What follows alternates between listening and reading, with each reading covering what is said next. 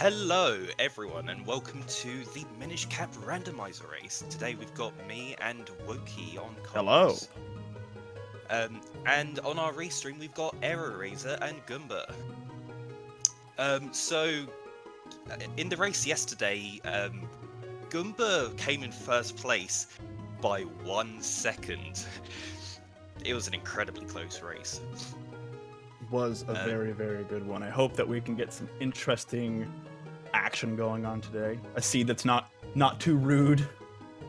Yeah, I do hope that I've rolled a good one today. So, for those of you that are new to the Minish Randomizer, if you have a look at the at the bottom of the screen, at the bottom of the track there are 6 icons we have there, and those are the bosses for all of the dungeons. In the settings we have, 4 of those dungeons are going to be required, and they are going to have elements on them.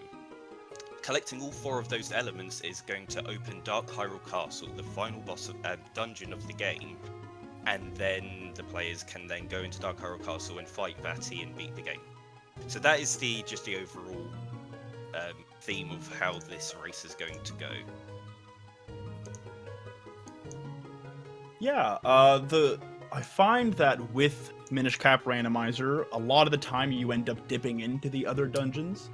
An interesting thing about the dungeons that don't have elements is that instead of having an element, there's actually an item that comes off the boss as well, and so you will get 2 items for finishing that boss. What would usually be the heart container, and then the item or element that you would get as well. And so sometimes it can be of benefit to finish a dungeon even if it's unrequired just for 2 items. Right, I believe that we are getting ready to go now. Okay, and we're off. Oh, we're going! So what is the first item? Solid We've start. got a sword! Sword right off the get-go is always nice to see. Yeah, It opens up a lot of Eastern Hyrule right off the get-go. Sometimes you can be a little bit pigeonholed into staying in town. So one of the main settings that we use in the races is called Open Fusions. So those of you who've played Minish Cap will probably remember collecting these kinstones and fusing them with NPCs around the world. So there are 100 of these fusions, and they cause these cool effects to happen around the world. So in the race settings, we have those all auto-completed from the very start of the race. Oh, so Goomba's just done a map check, and we can see that the required dungeons are Cave of Flames, Deepwood Shrine, Royal Crypt, and Palace of Winds.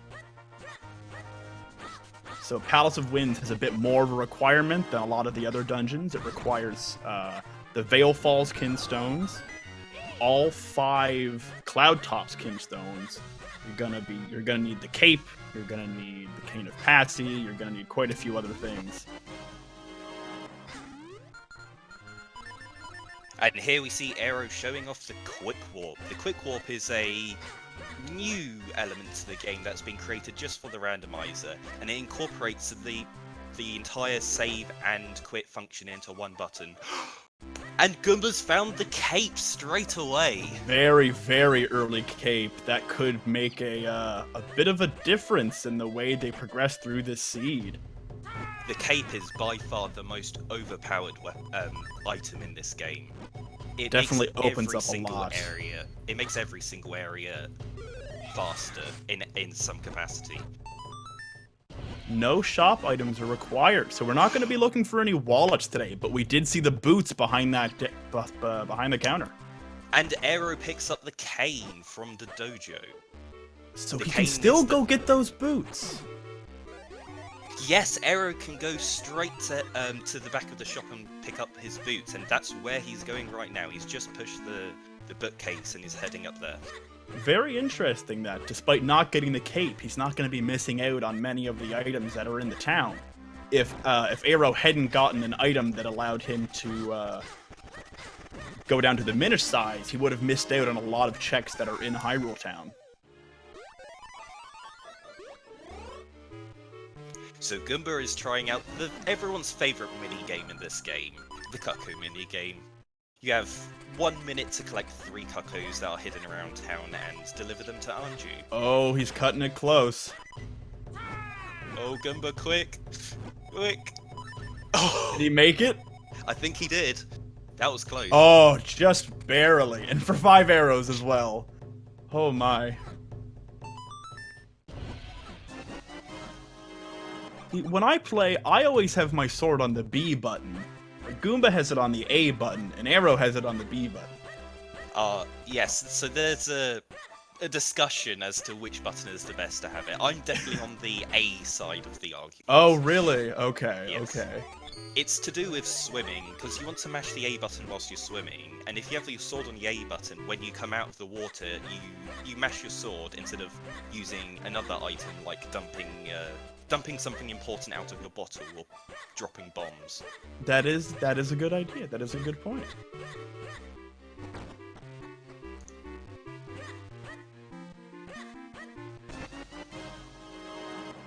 Oh, so Arrow got an ice trap. They're a little more recent addition to the randomizer, but in vein of Ocarina of Time randomizer, the devs have put in a few surprises that you can find. A bat trap, there's an ice trap, and I believe a fire trap as well.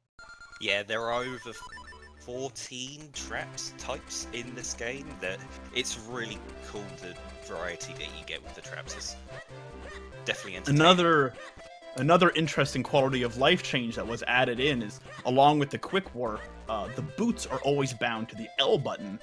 In the vanilla game, the L button was only really used to fuse kinstones with NPCs that were around the world, but because it wasn't being used for anything else, and when you're just in the overworld, it has allowed us to have a dedicated button just for the boots.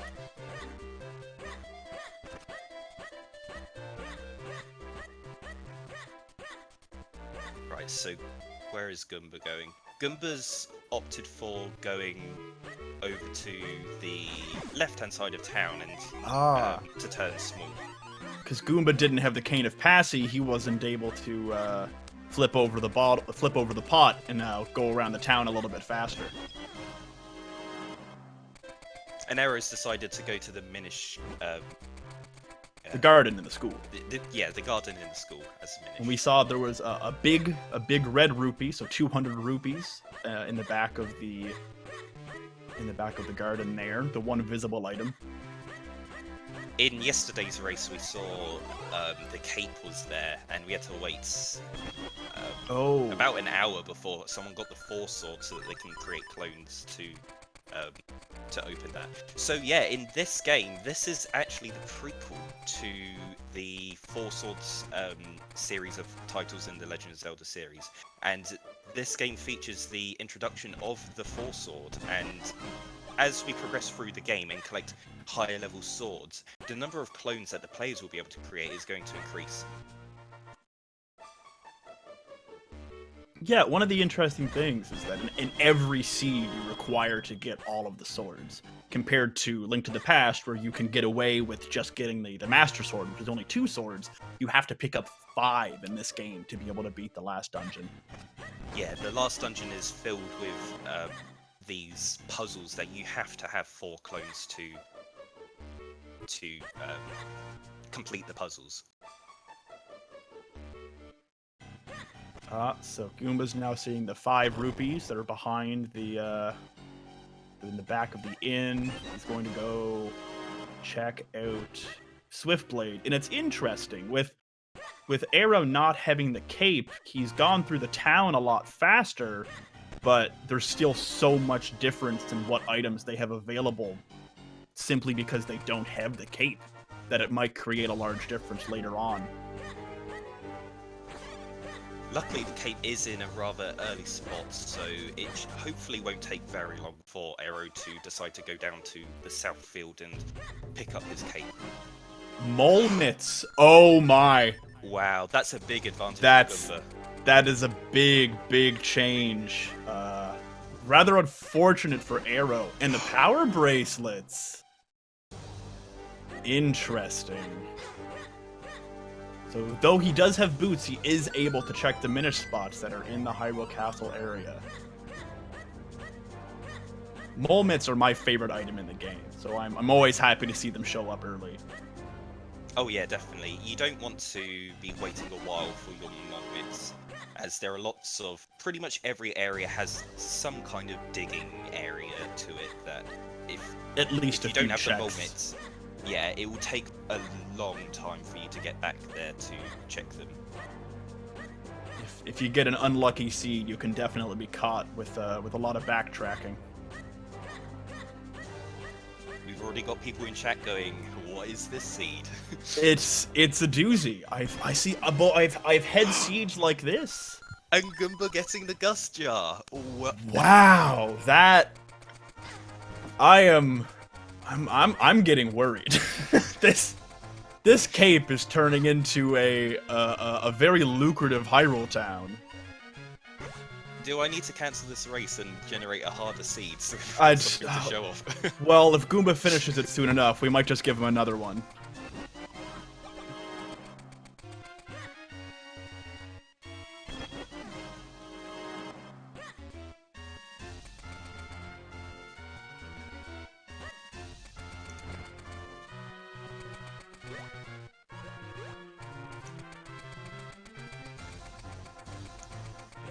So Goomba is playing the Simon Simulator minigame where you get put into a deep sleep, and in your dream you have to kill enemies, and once you've defeated them, then you get given an item. You pay $10 to have a dream, and if you're lucky, sometimes you wake up with even more money than you fell asleep with. Or explosives. It happens.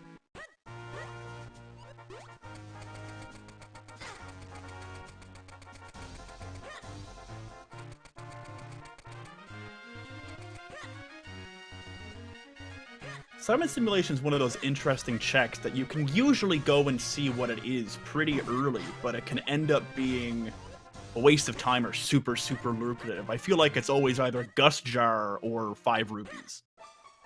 At least in my experience, it's what keeps on happening to me.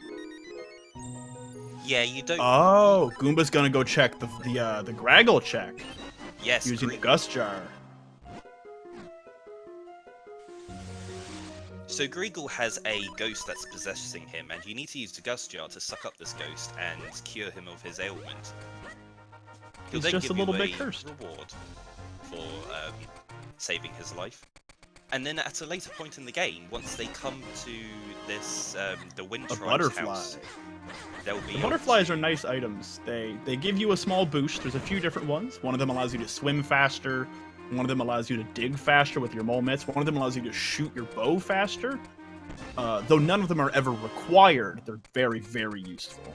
You always want to be picking up the butterflies at some point. Oh, Goomba picks up the first golden kinstone. And Arrow gets another trap. Oh, a rupee-like trap this time. Arrow gets the dash attack. No spin attack yet. Interested to see how much of this game is going to get cleared through before they can find the spin attack. I don't think we saw what kinstone that was. It was a Castor Wilds kinstone. Was it? Okay. Yeah. I 5 think more we'll bombs have for to Arrow. swap the Caster and Cloudtop's kinstones for this race, as the... Goomba gets a bomb bag. unless that's fixed. Very interesting to see. That bomb bag does open up a few more locations. Yes, the bomb bag is a big find. It opens up a lot, and if it takes you more than 20 minutes to find the bomb bag, you're normally worrying at that point. You're often doubling back to find extra spots.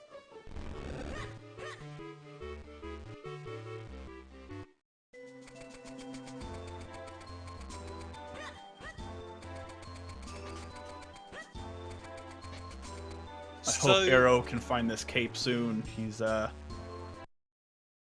with the pedestal, there is a pedestal in the bottom of Dark Hyrule Castle, and under the settings that we're using at the moment, we require 4 elements to activate the pedestal, but you can change these settings to however many you want. So you can have you can have as many elements as you want, or as many swords as you want. So you can say, oh, the level 2 sword and 2 elements will be what's required to open Dark Hyrule Castle for this scene.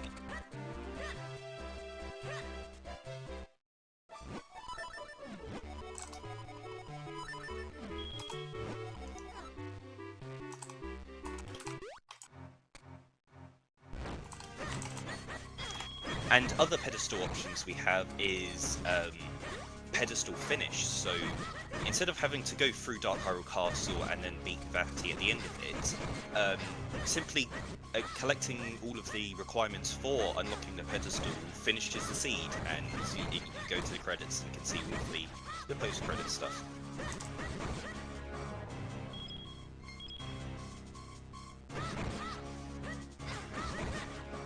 The cape is on the Beanstalk in South Hyrule Field in the Eastern Hills area.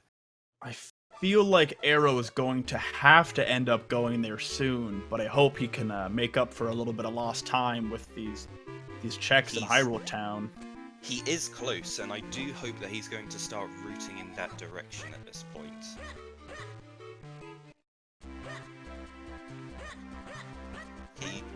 Okay. Oh, he's doing a quick check in the Karlof house to see if there was an item there.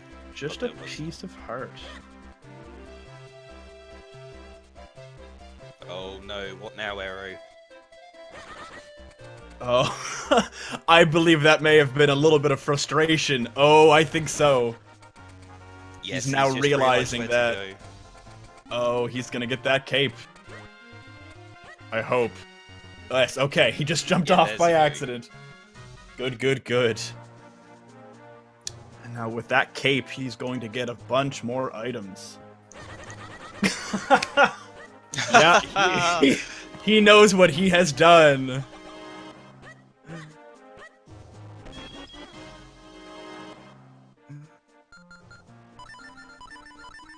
And with the bombs that Goomba has, he's already come to Vale Falls. Ooh. So he's... Oh yes, another check on Swiftblade. And then hopefully he will go get his mole mitts under the bell, and then go and get his Gust Jar underneath Hyrule Town. Was that a boomerang in Vale Falls? That was his second boomerang.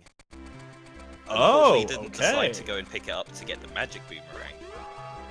It's a nice upgrade, but it's not always a... or never required item, but... Arrow is really kicking himself over that cape find. Race jitters happen. This is our first showcase with speed gaming, so I do understand the nerves.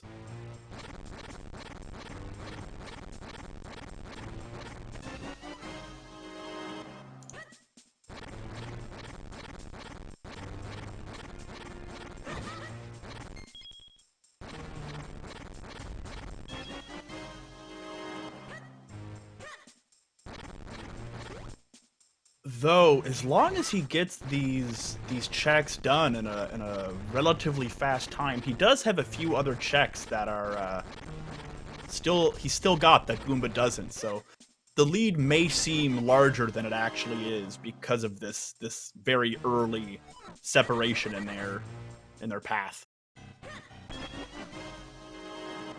Oh yeah, the race is absolutely not over at this point. There is still a lot of opportunities for catch-up. They're still gonna need to get a bow, the lantern, the flippers. They're gonna need to get the grip ring and spin attack, and there's still plenty of time to go. Yeah, we are still missing the lantern, which is a important item. And there are still 4 swords hidden around somewhere. They've only found 1 of the 5. Yes, with no element in Fortress of Winds, it's possible that they won't need they won't need the 3 kinstones to go down into that area, though there is a lot of checks in that area when you've got open fusions on, so there could be some hidden goodies over there. So what are our required dungeons again?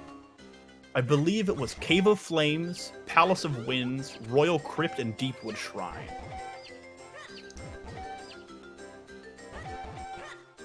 Right, yes. So that leaves Fortress of Winds and Temple of Droplets Yes. as unrequired dungeons.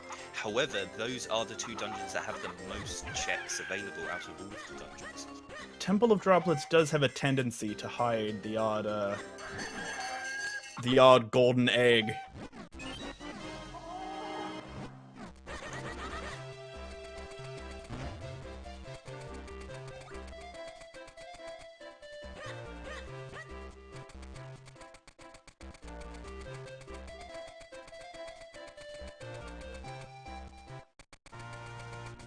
Oh, I do think that Arrow is going to get his bomb bag here very soon.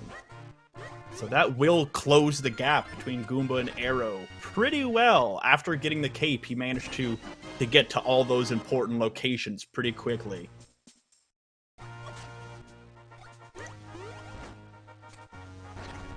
I believe we had Goomba pick up the bow. Did you see where he picked that up? I did not, actually. I seem to have missed that.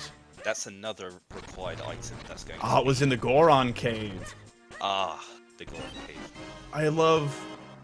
This Zelda Minish Cap is my favorite Zelda game. And going and finding all of because there's mysterious walls that you're fusing your kinstones with that allow the Gorons to get more friends to break through the walls. And it was one of my favorite side quests to get them all together so you can get that last item. I don't remember the item that's in that far back part of the cave in the vanilla game, but... It was the last bottle. Ah! Of course. Yeah, it was your 4th bottle. Yes, the Minish Cap is just such a fun Zelda to play casually. And it has so much charm. And it was made by Capcom and not by Nintendo. Along with both of the Oracle games were also made by Capcom. We also just saw there was a golden kinstone at the back area of, I believe people are calling it Hype Cave or Treasure Cave, at the back of Lake Hylia. You can see on Goomba's screen. So he's likely going to dip into there a little bit too. Yes, Minish Cap has its own Hype Cave with, I believe with the settings we have 11 items. Yes, with the what's the word I'm looking for? Beanstalk. With the beanstalk added, it does add a few more items. And Goomba's checking it out now. The Jabber Nuts. That is access to and the ability to completely finish Deepwood Shrine. Now I know our racers love to go to dungeons that they have access to, and especially ones that they can full clear. So, and this, I do believe it has an element as well, so it should be. Goombas will be heading there promptly. An interesting thing about the Deepwood Shrine is that you can get access to that dungeon in 2 different ways. You could either get the Jabbernut, which is how you usually gain access to the dungeon in the vanilla game, but you can also get flippers, because there's a small opening to the right of the dungeon that has some shallow water that, when you're human-sized, you have no difficulty passing, but as a Minish, it's quite deep.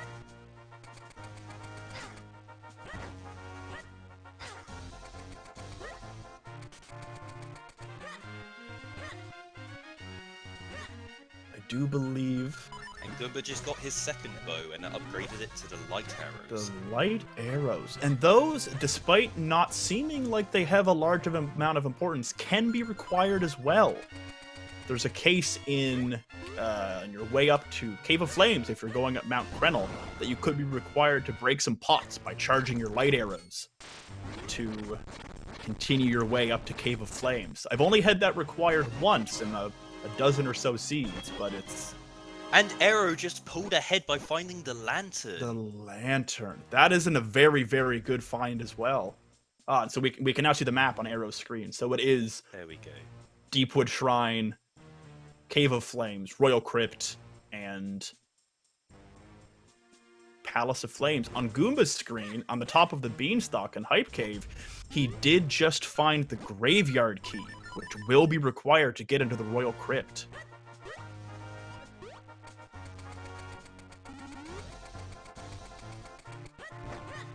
With this lantern being found by Arrow, it does put another gap between their routing that may cause some differences that are difficult to quantify who is in the lead one way or another.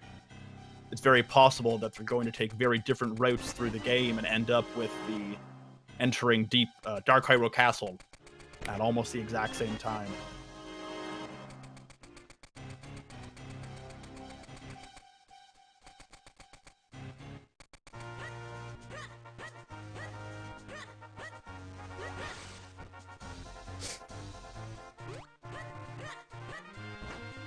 There are quite a few items that end up required in these seeds. You can't, something that people often say is they'll see how much items they can leave out and still be able to finish the game, but you're pretty near required to get a full inventory in this game when you're going through the randomizer. You don't necessarily, depending on the dungeons you have required, sometimes you don't need flippers.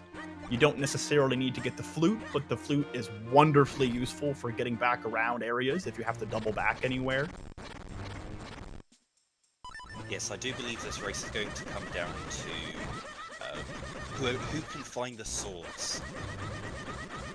As they've pretty much got nearly all of the items that they need to access areas. You're right, it's possible that they won't need to get the flippers, as there's no element in Temple of Droplets. Arrow opting to buy the heart container, that could be an important choice, as there is an item that you get from Waveblade in the building that Goomba just left that he requires you to have 10 hearts. In the vanilla game, he teaches you how to use Peril Beam, which you when you shoot a sword beam when you only have one or less than one heart left. Oh, and they're in the same dungeon, the same cave. Yep, they just did a high five as they passed. Just very quickly passing one another. I believe they are just neck and neck with these, though with these item differences, the route could manifest differently, but they are very, very close to one another. Yeah, they're going to do a bit of a route divergence at this point, because Goomba doesn't have the lamps, so he's going to be wanting to go down to Deepwood Shrine after finding the Javelin. Whereas Arrow's got the lanterns, so that's a big red flag for him to go into Temple of Droplets. It's possible that Arrow will go into the Hype Cave before going into Temple of Droplets, which will also give them that inclination to take an adventure into Deepwood Shrine. It's hard to make any more calls about what the choices the runners can make at the moment, but I think Arrow's playing with a little bit more information based on the checks that he's got going on. The fact that they still only have one sword, but the rest of their inventory is nearly full, is very interesting to see. Yeah, it was near opposite in the race yesterday, where I believe the 4 sword was acquired at 1 hour in, and it was a hunt to find all of the other items.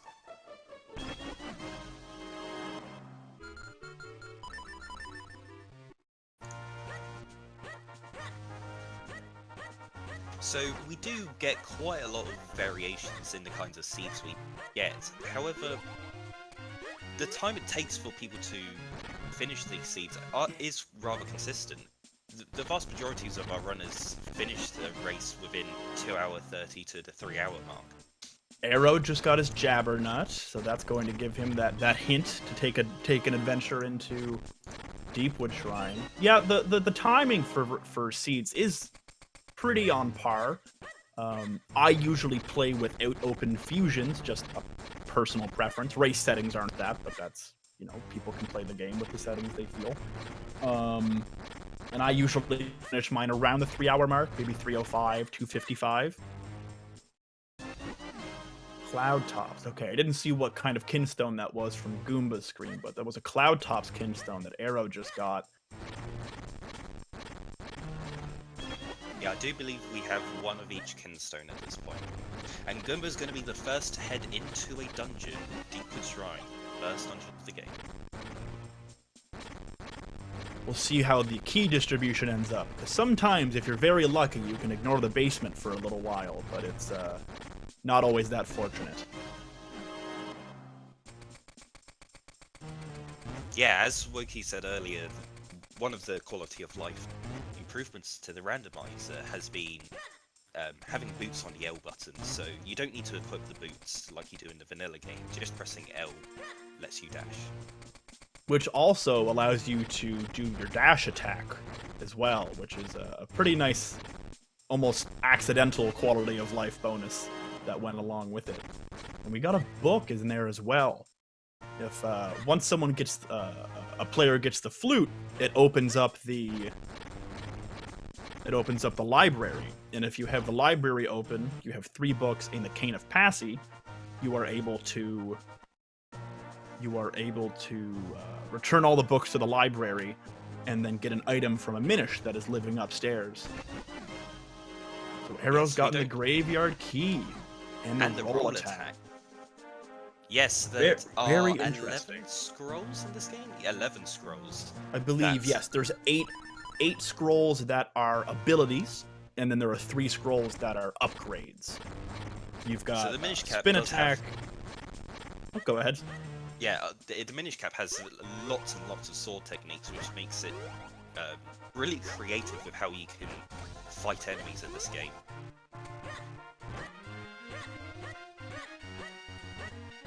Yeah, shall we run through the swords skills then? Sure, yeah. Well, there's spin attack.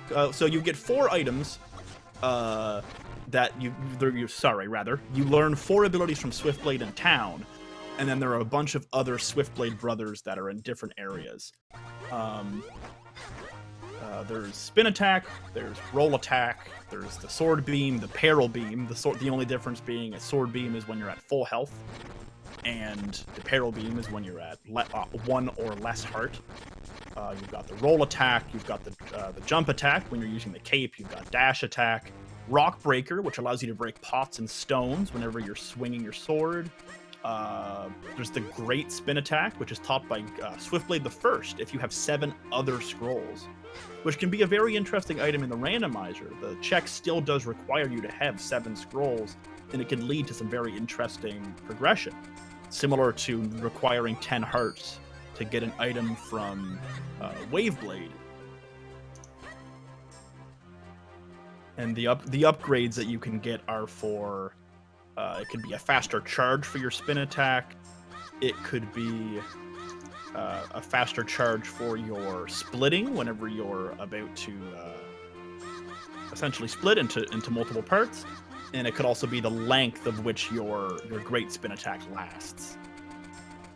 And a few of those different abilities are progressive as well.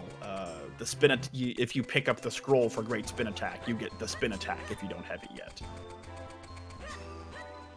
So I'm not sure if it's able to be added onto the tracker, but the 2 dungeons which are not required are the 2 middle ones. The 2 on the left and the 2 on the right are required dungeons for this scene. Yeah, I'm not sure if we have any icons for such yet, though. I'm sure it will be added in the future as we do more showcases and highlights for Minish Cap races. And another interesting way to route through the dungeon. Arrow has just joined Goomba inside Deepwood Shrine, but having the flame lantern has allowed him to burn through these cobwebs faster. It also gives Arrow the chance to skip a key on the later part of the dungeon that Goomba just had to use to open that door.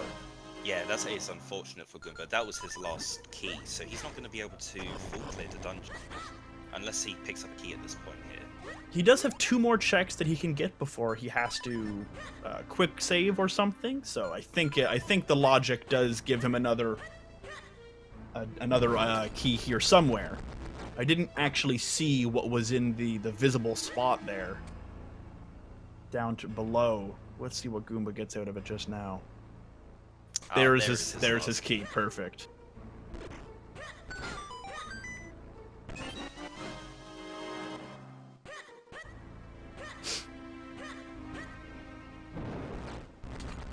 Goomba has one more check left in the basement of Deeper Shrine. However, the boss is required, and he does have the big key, so it is a good play to come and fight the boss now. He's opting to check that first. It really might even be faster, given that he was already partway through the dungeon at the time.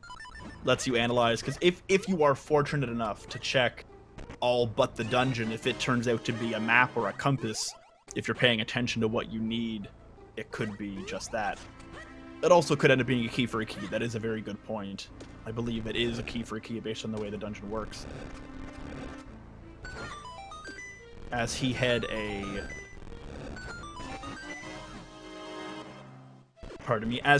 the gust jar when he entered the dungeon, he could have gone to the basement almost right away, used a single key to open that door, and then it would have been just the key behind the door. So for the weekly race we had yesterday, we had 9 races, which was huge. It's the biggest one we've had so far, which is fantastic. Right. Is it just the 2 of them in this race, or do we have a third that's off stream? 3. We've got a third that's also in the race. I apologize, I don't have their name in front of me. And Goomba gets the first element of the race. First required dungeon. Arrow won't be too far behind. Though it will be interesting to see how these paths diverge or potentially sync up again as Goomba gets the flame lantern. Hopefully soon.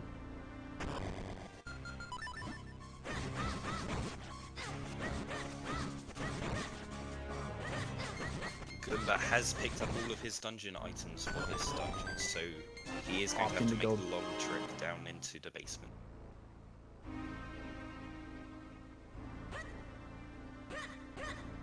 We always hope that we don't have to get the item out of the basement. It takes a little while longer than we'd hope, but who knows? It could be your second sword. Despite the second sword... Oh, go ahead, no worries. One sword. Yeah, despite the second sword not allowing the user to split into two copies of Link yet, it does give them the ability to learn another ability from Swiftblade.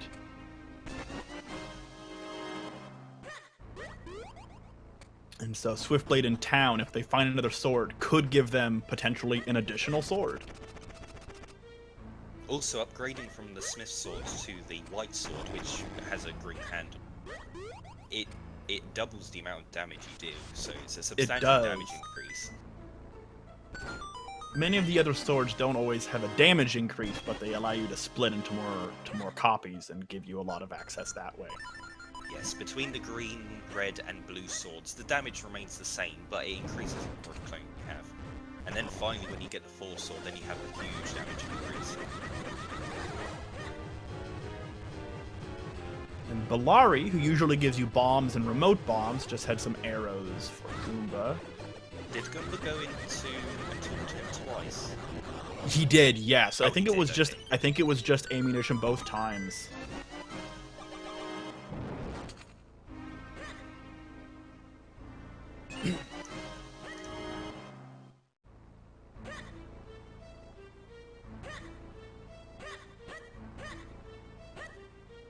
So Arrow saw that there was no required item on the blue warp platform there. He's opting to go into the basement before he goes and fights the green Chew. Seems to be paying good attention to the key logic and knows his way through the dungeon.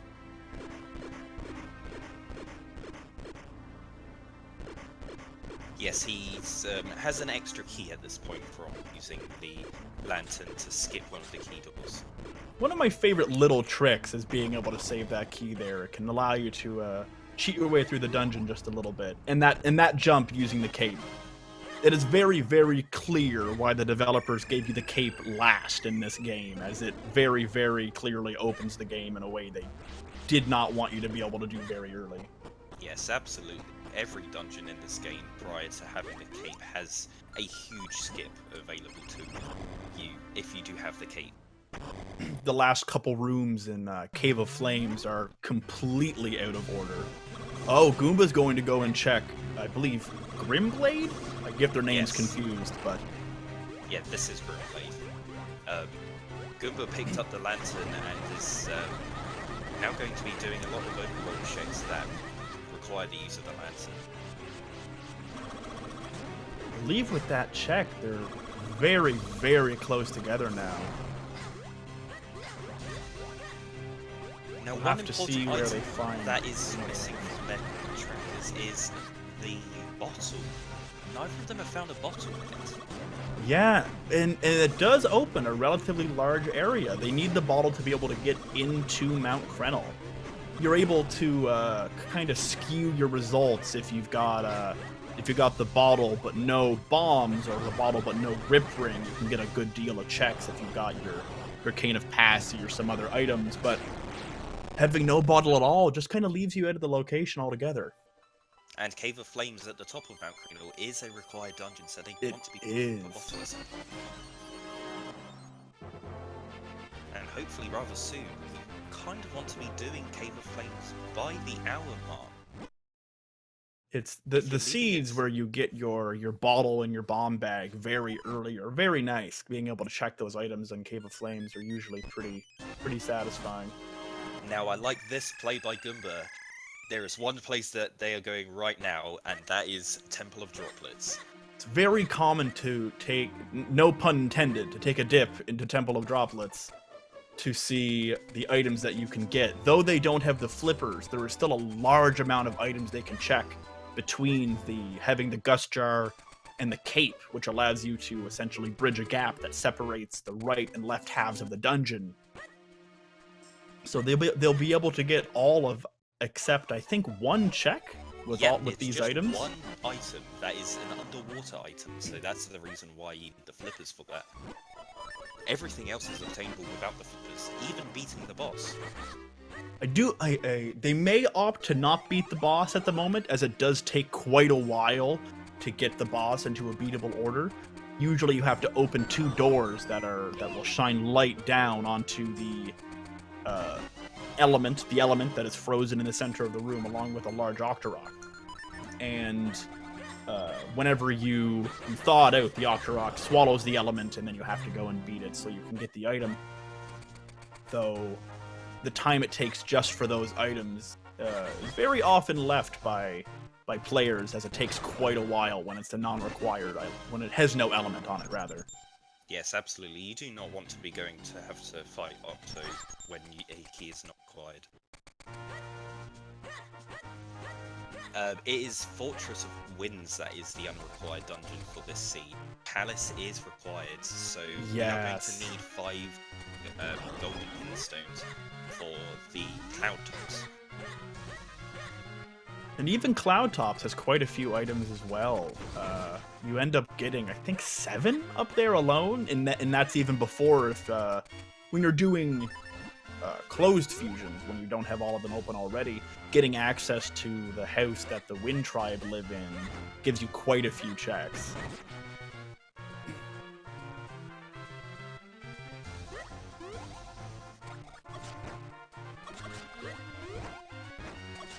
Arrow's also making the same play and heading into Temple of Droplets. It's highly Yeah, likely that they're going to get their progression in. It seems there's not many other locations that are left open, if my memory serves. I don't think there are many more places they could go. They do have the ability to fight the blue Octorok, having just fought the green, not Octorok, rather, the Choo-Choo. Having just fought the green Chew inside Deepwood Shrine, it's amusing to see the electrified blue Chew as the mini-boss in another dungeon right afterwards. Though despite only having 1 sword, being 42 minutes into a seed and having this many items that you require is a pretty good sign that things are going to end up going relatively linear, as they've cleared out a lot of those overworld checks that can kind of throw you off your trail.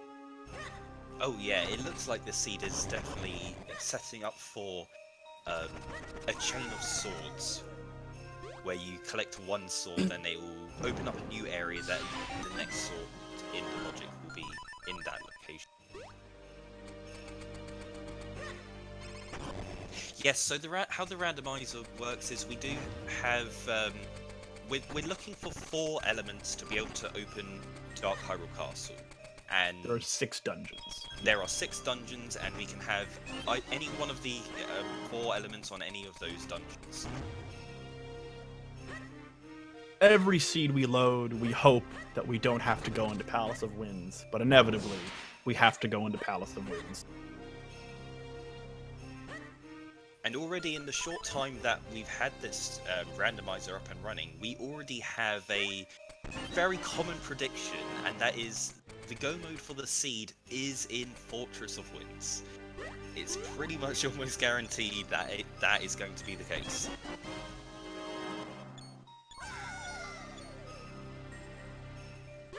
And especially as in this race, Fortress of Winds is not a required dungeon. I would put money on at least someone going over to Fortress of Winds and finding something awesome. They still do need to get Spin Attack, 2 more swords, and 2 more Kinstones to even be able to set foot in Fortress of Winds. So we can hope that they won't have to set foot in another non-required dungeon, but knowing how it plays out so far, it's hard to say one way or another. And Arrow is really just right on Goomba's heels right now. They've really nearly synced up where they are. Just the one fight ahead of one another.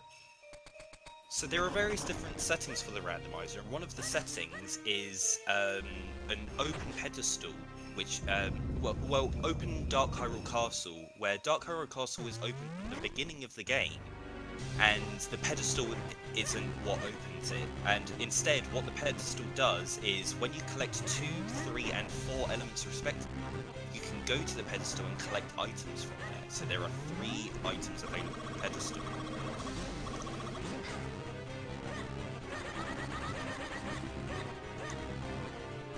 It's a very interesting mode at that. We're not used to there being items on multiple items on a pedestal.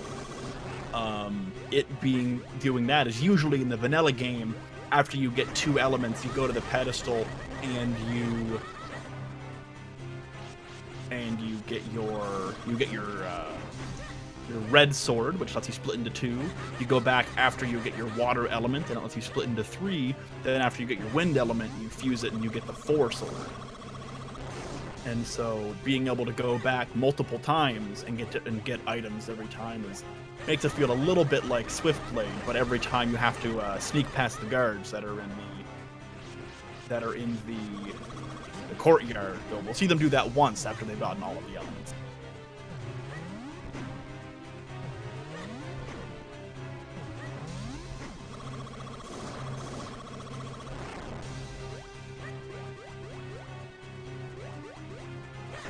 Now the races are in quite a difficult area of the game. Having to come into this is normally quite a late portion of the game that you would have at the red sword at this point, and having to do these areas with the smith sword is not enjoyable.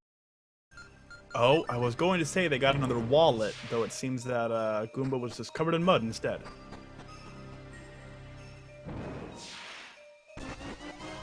Taking a slight scenic route in the maze there, we'll see, it's Temple of Droplets. It's a very, very interesting dungeon. It's a very compact. So you end up getting a lot of checks very, very quickly. Yes, I find that the Temple of Droplets logic is fascinating. There's so many different routes you can make through here.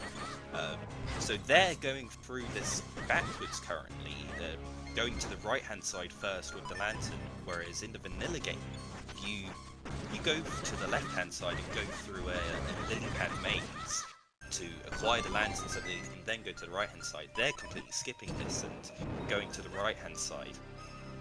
And Goomba's just done a jump in the dark room there to get to the back of the left-hand side from the right-hand side. Which then lets you open up the portal, which is a pretty good trick to if you end up having to go back and get an item off of Big Octo, it's a very fortunate way to get through.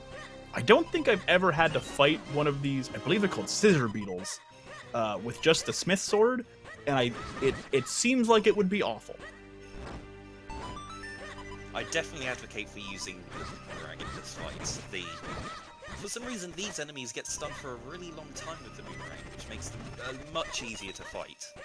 They don't take too many swings if you're lucky enough to have the red sword the white sword or even the four sword, but it takes quite a while if you've only got the smith sword as we've just seen.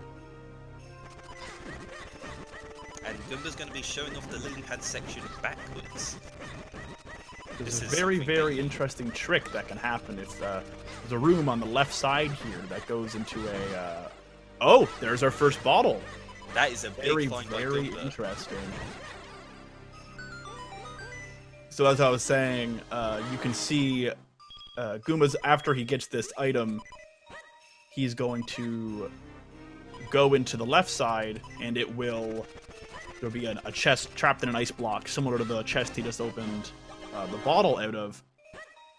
Then outside of that, there's going to he'll leave that area, and then the puzzle that was blocking in that area will be open for him automatically. It seemed to have been a little bit of a fail-safe by the developers, so you didn't have to run around and redo a puzzle that you would have had to have done clearly to be in this area.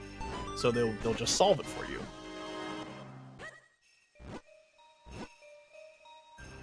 And see, clearly he did the puzzle. It's open now.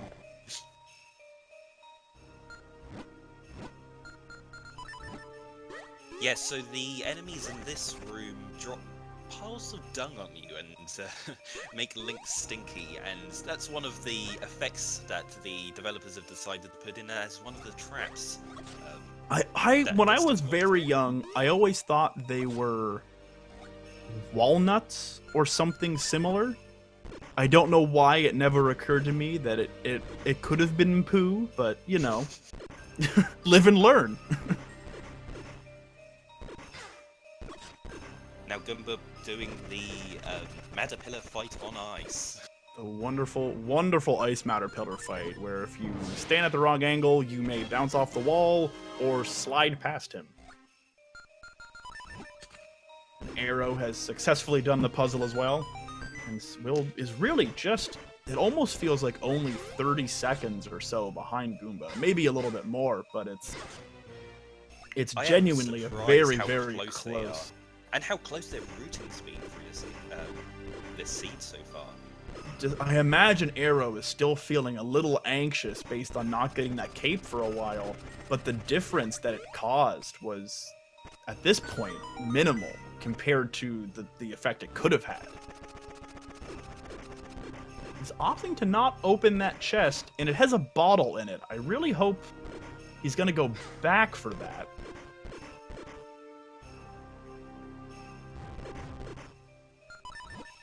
Unless Arrow did open that chest and I didn't see it. He doesn't have the bottle. On his spores. I really hope he's not doing some mental gymnastics. I think he avoided the scissor beetle fight, so he might be doing this, and then he's going to backtrack his way through the... Okay, so Goomba went and opened the portal first, and Arrow's opting to do this area first. That makes sense. So there's a bit more of a gap than I thought there was between them, but... I do think Goomba's route is faster, because it does let you do a quick walk. It does, yes. That's often how I would read through the dungeon as well. I'm definitely one for routing to maximize the quick warps you do. They're very, very useful. Before quick warps were added, you kind of always had to weigh the time it would take to reset your game, because it would have the same effect. It would put you back to where you were, though it's sometimes not always beneficial. Okay, good. So Arrow's got his he's getting his bottle here now.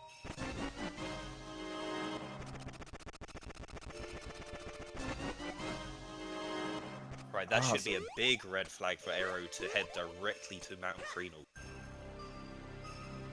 Goomba is checking underneath the school. It's a little bit of a time-consuming check, but when it pays off, it works very, very well, especially in a race.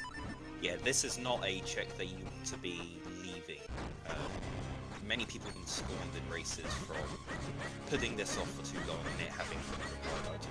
I do think When Aero bombs are has very checked this early, I'll opt for checking that pretty quick. It's possible Aero did check that as well. I don't remember if he did or did not, but it would make sense given that he didn't get his...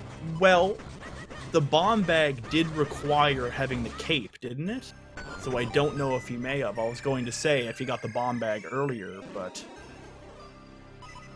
Yes, the bomb drop is consistent. Usually it would, because it requires 11 bombs to be used.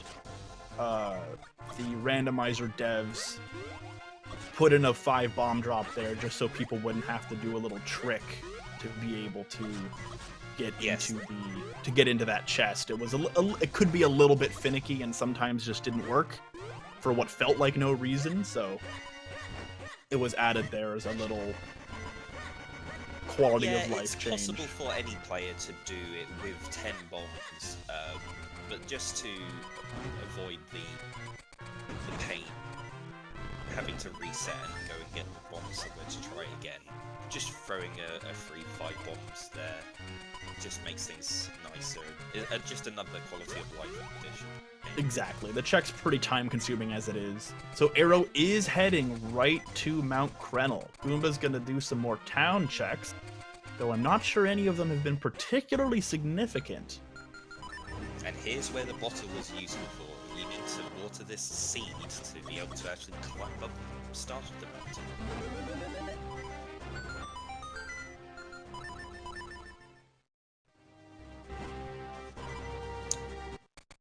I believe Aero's just he's got some other check in mind that he's realized something that he's worrying about. I'm not sure what it is.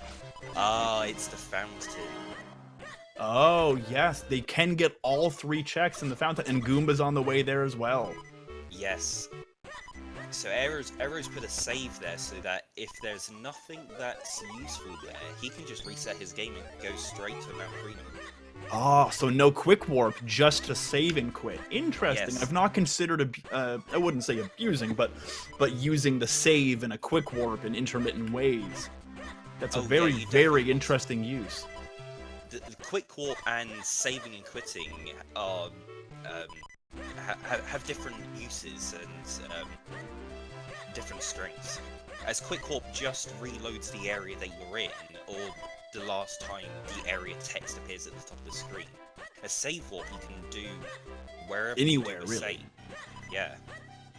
That's a very interesting difference. I had never considered that before seeing him do it just now. I saw him save and I figured they meant to quick warp and it was like a misclick, because that's usually what I would do. I don't really use save and quits when I'm playing, but now realizing the difference in the application that it could have. So, I know Aero plays... Oh, there's the sword! Our second sword! So Goomba must have gotten that as well. Yeah, Goomba just picked it up as we were I didn't speaking. spot that, but that is a very good sign. See, Aero is clearly a little frustrated with that. I believe they're getting the impression that they're further behind than they really are. Really, there's not much that they're missing. Or if there's probably only 2 or 3 checks that they've done that Goomba has that wasn't already available. Yes, I think they're pretty much matched up on checks at this point. Maybe Aero has... I don't know if Aero's checked this Deku Scrub yet. I think he has. Herald Beam? I mean, why not?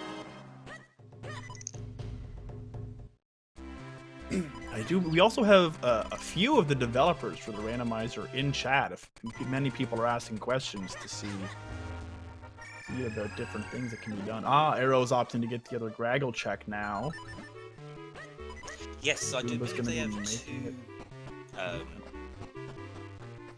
two books so far. So once they find the Ocarina third book, then there is a check available in the library. They will have to get the Ocarina as well, which you hope to get in every seed, really. It's just, it makes doubling back through areas quite easy. Yeah, the Ocarina only opens up a handful of items. It's only 4 or 5. And I believe in no fusions, it doesn't, on its own, it doesn't open up any. There is a possibility that if you get it very early, it could be your access to Eastern Hyrule, but it's relatively rare compared to just getting a sword or bombs or something like that. The main strength of the Ocarina comes from being able to just flick around the map and go from one side of the map to the other incredibly quickly. Oh, Aero didn't do the under the school basement, so he's going to be doing it as well. Goomba's just saw a book in Mount Greenham. So there's the third book. That is the third. And another Cloud Top's Kinstone.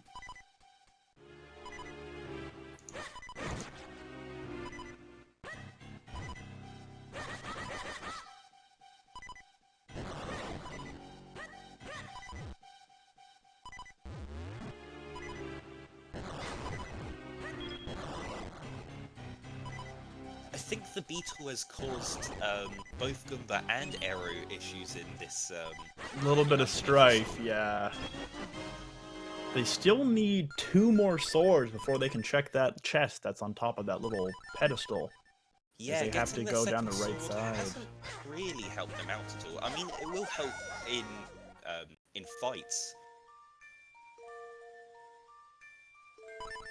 I didn't quite see what happened to Aero there. I don't believe know if that he's was just intentional. trying to get more health. Or potentially saving us the audio for It looked like it for was the intentional. beeps.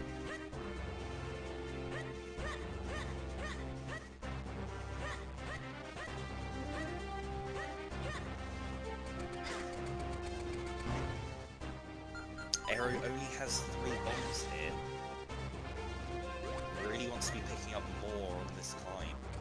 Yeah, he does have the shield, so he is able to purchase some from the bomb vendor. He may just be gambling on getting a 5 bomb drop in here, which is possible. And with the cape, they are able to not actually use any bombs to get around here. Oh, they're opting no, to anyway. Aero. He's used up his last bombs. Oh, and a 5 drop. And it's paid off for him. Completely bailed out. So now he's got, I believe, it could take 3 or 4. Then yeah, they've got enough for the rest. Oh, they may opt to buy some bombs anyway. Where are you going anyway? Oh, he didn't go and get the green juice. Yes, so neither of our runners have the grip at this point, which means they need to go up the vanilla way by grabbing this seed and placing it in the ground and then watering it with the hot spring. Hot spring water. That is more accurate. It's not just green juice. Oh, the green juice. I think green juice sounds more like more like a potion than anything else.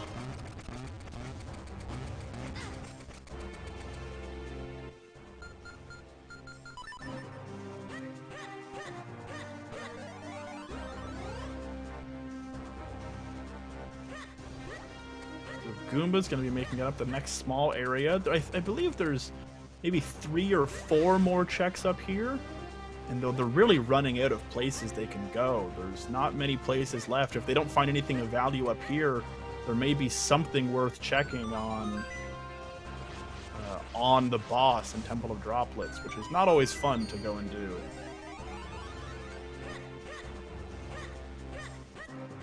They do have everything available to enter Cave of Flame and clear it.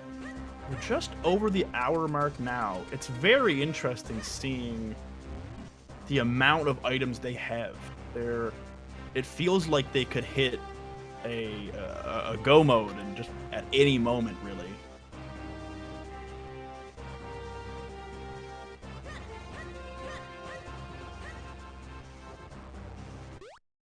So even though this randomizer is only a few months old, there are quite a few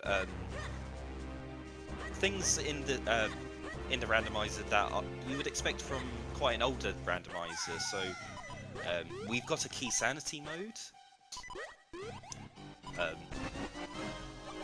Let me just pull up the settings so that we can actually see. There are quite a few of them. It's the devs that have been working on this have been doing tons and tons of amazing work over the past. I mean, it's really only been a few months. Oh wow! So Goomba just purchased the Vale Falls Kinstone piece. That opens up. Really, actually, not many. Without the grip ring, there really isn't much that has opened up. I do think it's just one check. They're all getting held up by the grip ring at the moment. Grip ring is slowing down. Has anyone actually found the spin attack? No spin attack either. And they wouldn't even be able to split if they could. They only have 2 swords. Right, so I've just loaded up the randomizer so we can see what the settings are. So we've got a key sanity mode. We have options to shuffle the elements into the item pool. So oh yes. Completely. I've not tried that yet. Dungeons. Yeah, I've not tried that mode yet, but it's interesting. It's an option. It's there. We have a setting to disable glitches, which we have enabled at the moment. So the Minish there are a few tricks you can do. Yeah. There are. If anyone's knows the any % speedrun, there are 2 major glitches that are used, and the most used one is the Ocarina glitch, where you play the Ocarina as you're walking down a staircase, and you don't walk down a staircase, and you enter a glitch state which lets you. You kind of puts you on another layer, I believe. Yeah, you get put onto another layer which lets you walk over walls. So in the speedrun you can use that to skip a lot of dungeons. In Palace of Winds you skip the entire second half of the dungeon and go directly to the boss fight. So the disabled that glitches... golden Tektite was the bane of my childhood. Oh, the golden Tektite is the worst. This game I'll talk solidified about Oko in a moment. Despite this being my favorite Zelda game, this game also did solidify Tektites as my least favorite enemy. Yes. So another game mode we have is Timed Okos, which is... oh yes, one-hit KO, right. So when you start the game, you start with a 10-minute timer that is counting down. And when that timer hits 0... The spin attack! There is the spin attack. That is a very, very important find. Arrow likely won't be too far behind. And they've not had access to the dungeon for very long, so they really have. They did go here almost as soon as they could. And they do have... Arrow picks up the grip ring! And Goomba does not have that. Arrow is not happy finding that there. Not happy. They're under the impression that they've really got that Goomba has a large leg up on them, but there's really not that much of a difference. There's a few minutes that have gotten a little bit spread out, but it's not been that bad.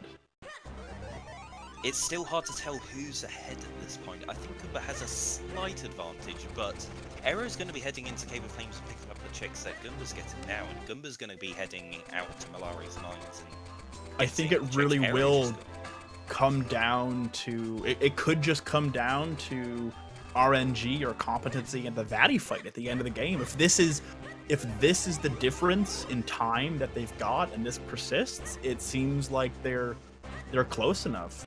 Goomba's gonna have to go through and... Oh, where's Arrow going? Arrow, where are you going? Oh, he was setting the quick warp there so that he can go and check the Deku Scrub now. Or... Oh, the 2 checks off to the left side, I think? Oh, there's a check over here. Now that they've got the grip ring, he's got... Is it in... I think there's 3 checks up here. There's the Bomb Fairy, there's the cave, as well as the chest that opens up into Beanstalk, right? Yes, there are quite a few checks over here, so it's definitely worth coming up here. And he's set a quick warp in Cave of Flames, so as soon as he's got the last check here, which would be the chest in the rain, once he's got that, then he can just quick warp and go straight into Cave of Flames. If he finds nothing of value, that is, I think, with the quick warp. No, it will put him back at the edge of the Cave of Flames. You're right. Yes, it will. There are that no is, other loading zones. That's very good for timing, for getting through. A sword! And it's paid off! Wonderful! Oh, Arrow, you're doing so well, and you just don't know it. The red sword is probably the biggest sword to pick up in the randomizer. It opens up quite a bit. All of Castle Wilds is now open to them. Their trappers have just lit up with green dots.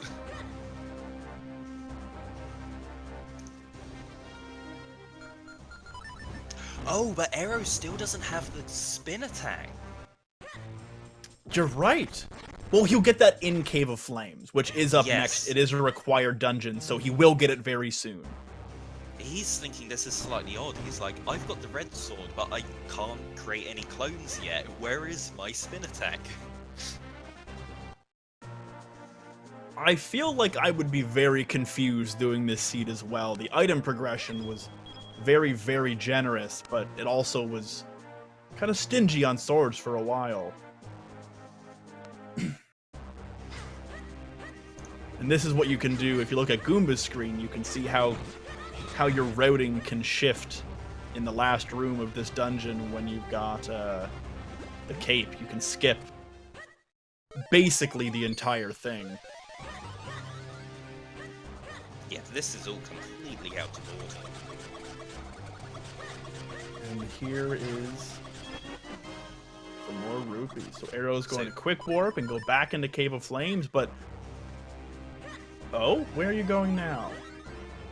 I hope he's not trying to go see Greyblade. Because you can't get in there. You don't have the spin attack. Yes, he's going to realize once he starts charging the sword. He can't charge the sword. He's realized. Okay. Into Cave of Flames this time. It's not very often that you get the red sword and don't have spin attacks, so if and you then just a mushroom. at that point. Goomba got a mushroom in basically the last check of the dungeon there. Another fetch quest item that you hand into Rem in the shoe shop in town. Wake him up. Give you an item. Though amusing, even going over to Grimblade over there, it really didn't lose him very much time. And I think with him having the red sword already, getting the spin attack in this dungeon and then being able to do that right afterward will catch him up some extra time on Goomba. Because Goomba's likely going to have to go back up and then climb back down, or maybe quick warp back to the dungeon depending on the routing that they choose.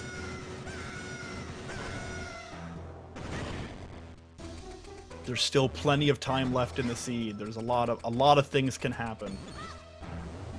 A very big difference in Minish Cap compared to some other Zelda games is that even when you pick up a piece of heart compared to a heart piece, all of your life gets refilled. And so you're not quite as worried about dying during combat unless you're rolling through a lot of enemies and potentially misjudging your distances a little bit.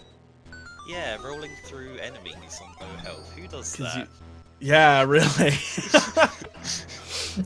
It's I find it very satisfying if you get the spacing down. You can use some rolling iframes, especially when you've got a roll attack. It kind of changes a little bit, but it allows you to stick your sword out as you're rolling, and if you contact an enemy, you'll do a spin attack right away, which can get some sneak in some extra damage.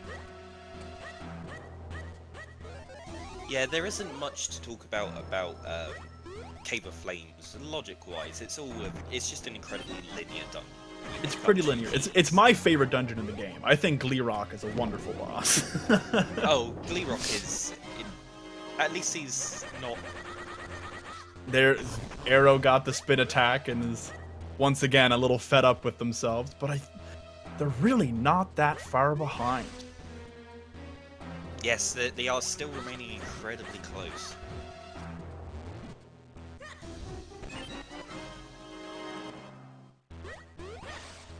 I have a feeling picks that up his second element. yes, the second one. We could say that they're halfway there, but with the amount of items they still need, it could they could.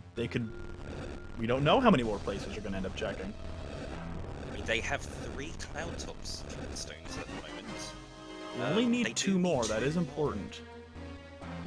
I have a funny feeling that one of them is going to be in Fortress of Winds. There is a Or if- lot of checks in especially on the way to Fortress of Winds. Castor Wilds is an incredibly densely populated area with chests. If there's not a kinstone over there, there must be at least a sword. Or potentially the flippers. Having to go back Oh, into Temple of Droplets into the pot chest, the bottom of the pot I item. wasn't keeping track of the keys, but it's quite easy to figure out if that pot, underwater pot, has a key or not. Because if you don't have a key if you use your last key in the dark maze, then you know there must be one additional key, and that has to be in that in the underwater pot. But Oh, if you do you have are a spare right. key, You're right. if you do have a spare key at the end of the dark maze, then you know it's going to be an item. Did you see what item was on the visible, the pedestal, the heart piece spot in there? I didn't actually spot what it was, and Arrow seems to have skipped it, so I imagine it wasn't anything too important. Yes, I don't think it was.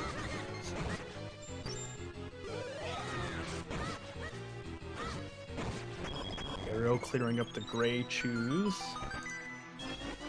I Just think it was 100 just a bomb rupees. refill. Ah, okay. So now Goomba's going up the mountain. Arrow's already been up there, so we're gonna see Arrow gaining some time on how this has been going. I wonder, with Arrow feeling like they fell behind based on not getting that cape quite as early, I wonder how Goomba's feeling.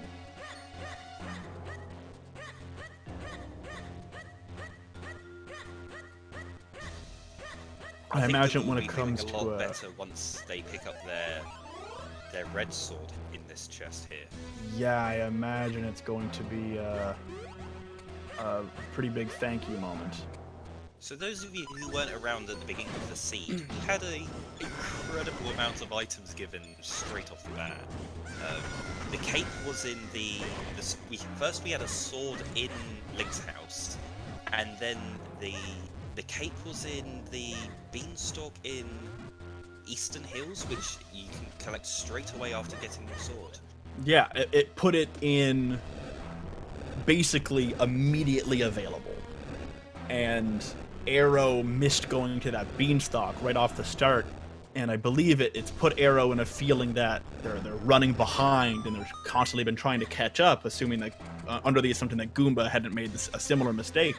But they're really just neck and neck. Goomba's already been up the beanstalk Arrow's already been up the beanstalk that Goomba's going up right now. And so any time that Arrow makes up right now is really just golden. Like, it's just making up time. So Arrow's opting for a slightly different route through this room, it seems? Or no, just opening up the red portal first. I was always curious on what the best way to go through this room was whenever you've got your cape. There's a few different ways that people do it.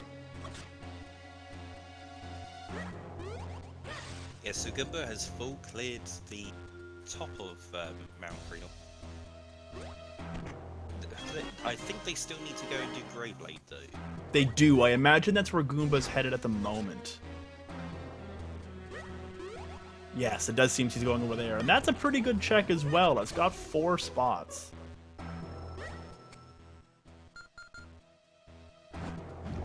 Arrow's going for the safe strats in A slightly more... Flames. vanilla route through. You jump down. It still allows you definitely save time compared to going through the room the normal way, but it may end up being a little bit slower.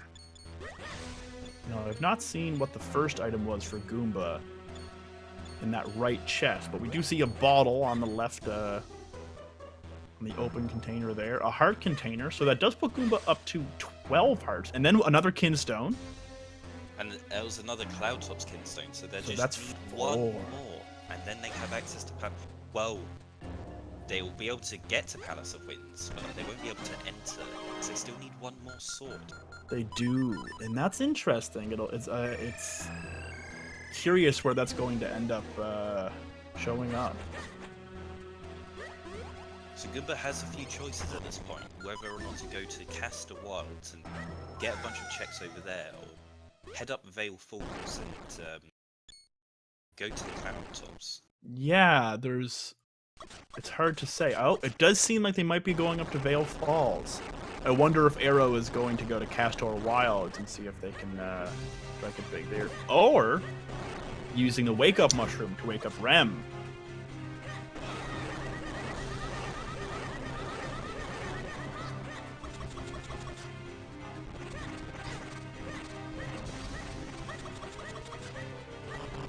Once Arrow finishes up the Georg boss, Gleerock. Yeah, there's a lot of G bosses in this game, but that's Gleerock or a hot Lapras. Did you know that there are pictures of Gleerock On the walls? Wow. on the walls, like at the top of the screen? Did you know?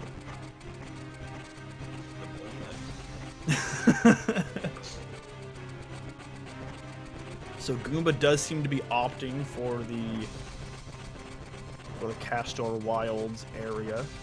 As a child, I always thought it said Castor Winds. Probably because it was supposed to have the wind element. But I still end up catching myself calling it the wrong name.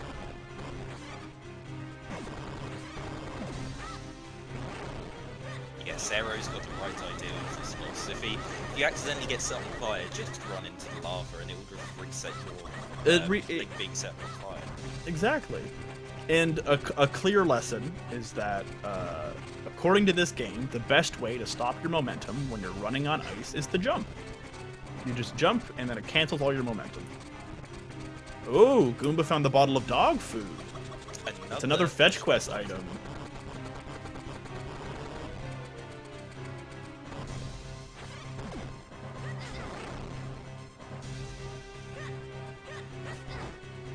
Oh, yes, sliding into the lava, that may turn into another phase.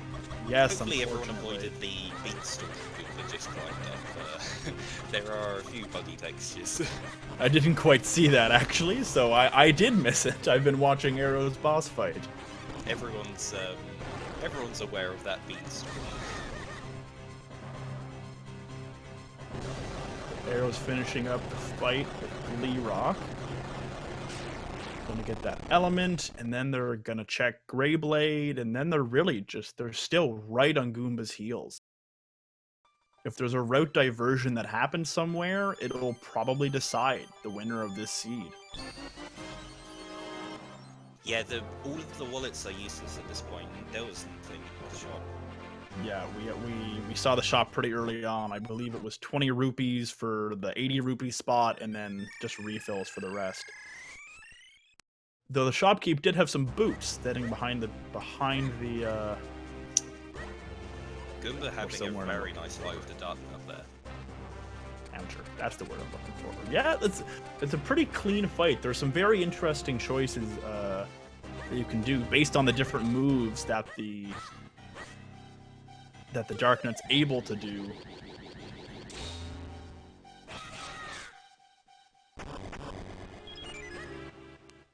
So you'll see the bottle, the Cloudtop's Kinstone, 5 bombs, and we still have, I guess now, a couple items in the Lake Hylia area. Between having 10 hearts and having the bottle of dog food, that does give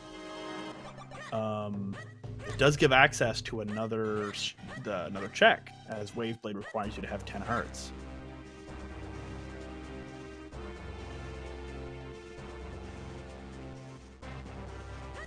I didn't see which butterfly that was. Oh, that was the digging butterfly, obviously. Yes, you can tell quite quickly if it's the digging butterfly.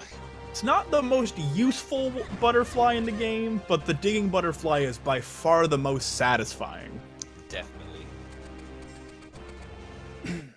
Probably the most useful butterfly is the bow butterfly, as it lets you speed up the one of the final fights of the game. Vati 2. Vati 2 goes certainly a lot better when you've got the bow upgrade.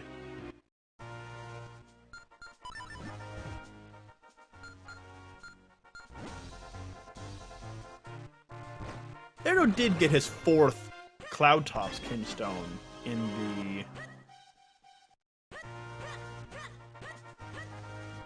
Greyblade. Did he, or did he miss one somewhere else? I believe that's where they picked And it up, yes. yeah, in the second bottle as well. Oh, we must have just had a tracker issue briefly. No worries. Because I noticed the second bottle had gone away there. No worries. Yeah, it's a bit odd having to use the Guster on that lily pad there. Normally you have the flippers spawning to swim across.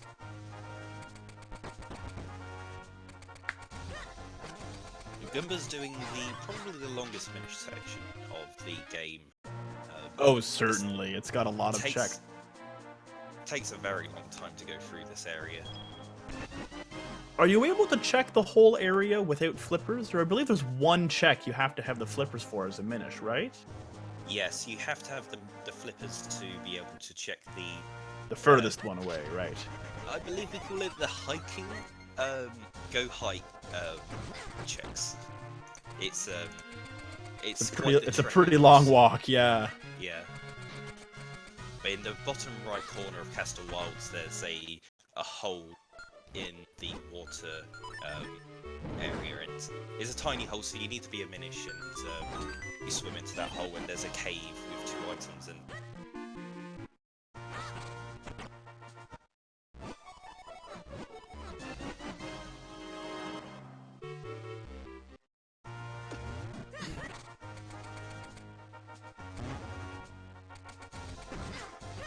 Goomba getting a French vanilla Castle Wilds Kinstone. Pretty close to it. They're still missing 1, so they can't go into Castle Wilds just yet. I wonder what Arrow is checking at the moment.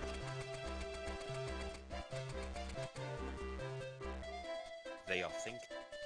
What are you doing, Arrow?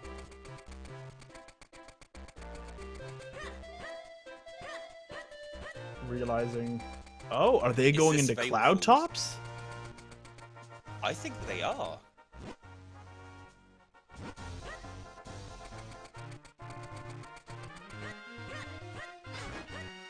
I think they are as well. This could be the route divergence that can really show who's got one way or another. If Goomba finds something else very important in this area, that could lead to some strife, but he's only got a couple more checks left, and he's only found a Kinstone for Castle Wilds itself.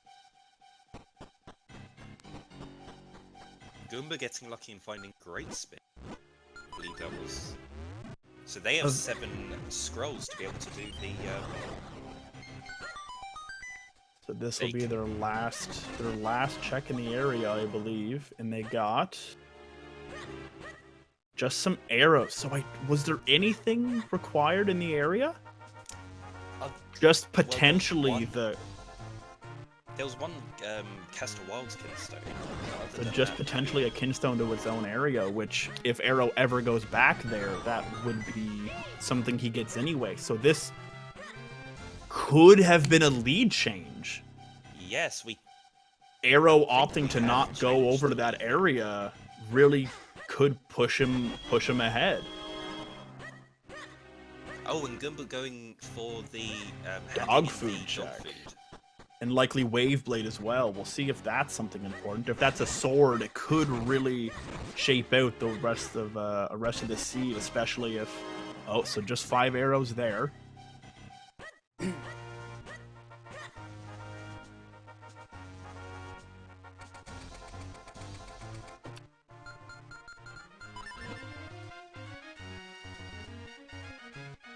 Oh, and Goomba doing a check. I don't think we've seen this check done yet. No, I think, well, we didn't have spin attack for such a long time. Oh, the right side one as well. Yes, that was only taken out of obscure checks in the newest version. Just 100 rupees for it this time, but I'm pretty sure I didn't know that chest was there until I started playing Randomizer. I don't know if I ever learned that was there. No one playing this game casually ever found that, or at least documented that they knew it existed. I don't think there was any indication through text or otherwise that chest existed. I'm not sure. How the Randomizer developers found its existence was routing through the room data of the in the ROM. So it was through ROM hacking that they discovered that this cave existed. Very interesting that something could remain hidden for that long. It reminds me of the last banana coin in Donkey Kong 64 that was hidden under a mound for 20 years almost.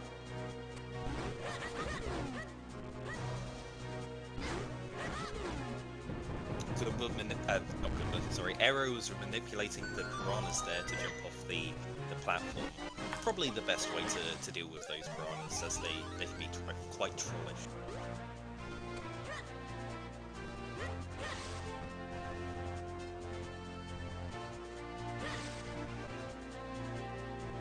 I've just paused my feed by accident.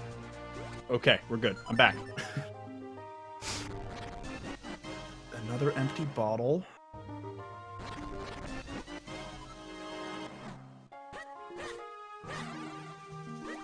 So that was Aero picking up their 7th scroll. That's the last Cloud Top's Kinstone.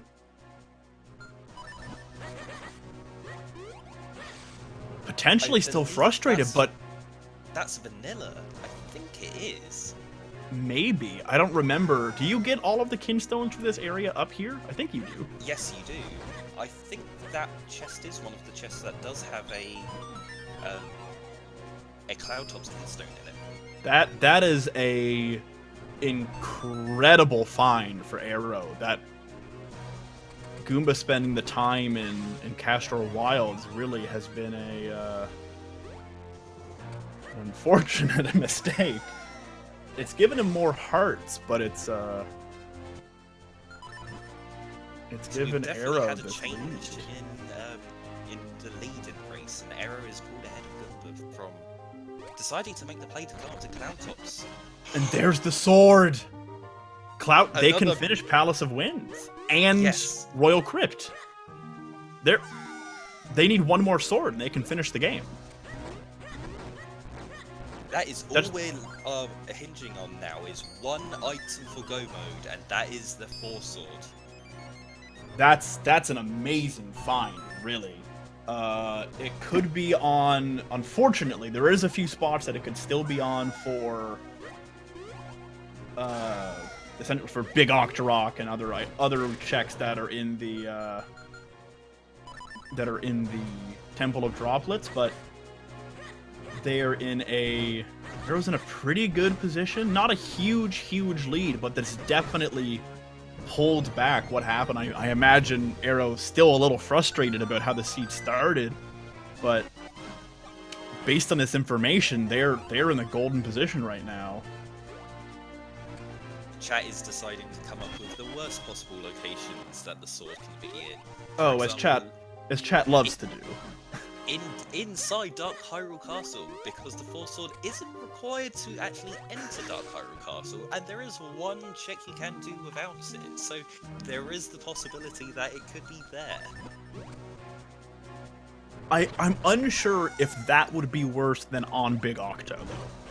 Because I think having to go through Big Octo after what I assume would be checking the rest of the game would be just a tad soul-crushing. Yes, I would certainly open Dark Hyrule Castle even if I didn't have a Force Sword.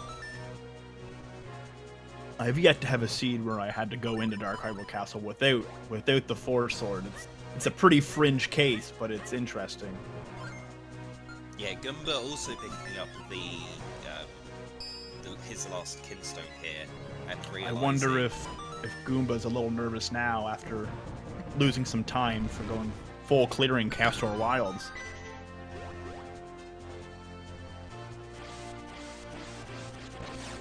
So Aero's finished putting all of the kinstones into their locations and has opened up the Wind Tribe's house.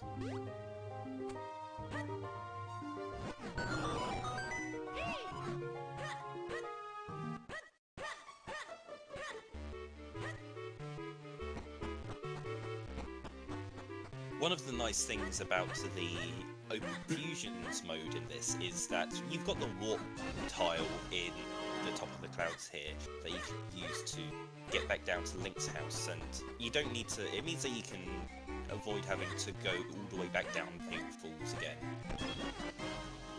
if you don't have the Ocarina. And let's see if Arrow manages to find another sword in this house. I've had some seeds where in that room alone I found the flute, the four sword, and flippers. Oh, which yeah, is, absolutely. It's the density of checks that are in this house, and there are the flippers. Speaking of, so that it opens up a few checks. It really does.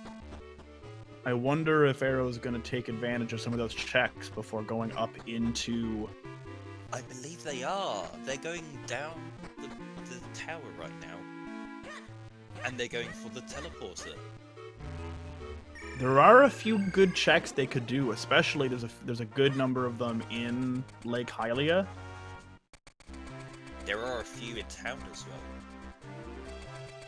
well. Oh, Arrow's going for Royal Crypt. That, and there's also two checks that are just up underneath Hyrule Castle that you'll be checking here as well. Oh yes, checking the moat as well.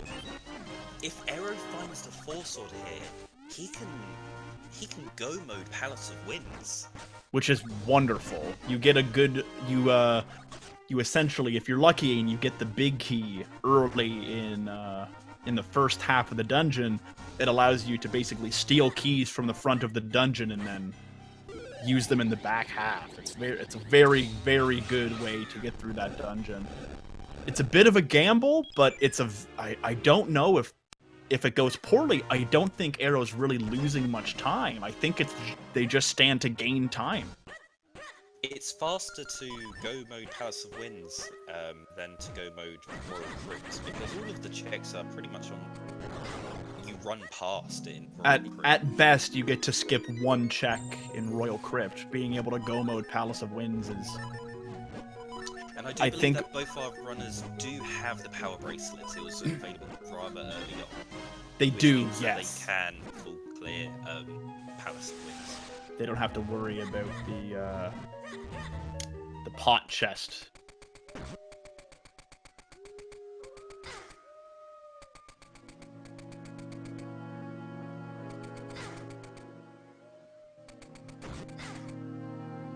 Another check that I'm not I must have found, given that Dampe tells you about it, but if you go left 3 times and up 3 times, there's a piece of heart. In the vanilla game, I believe it's also a piece of heart.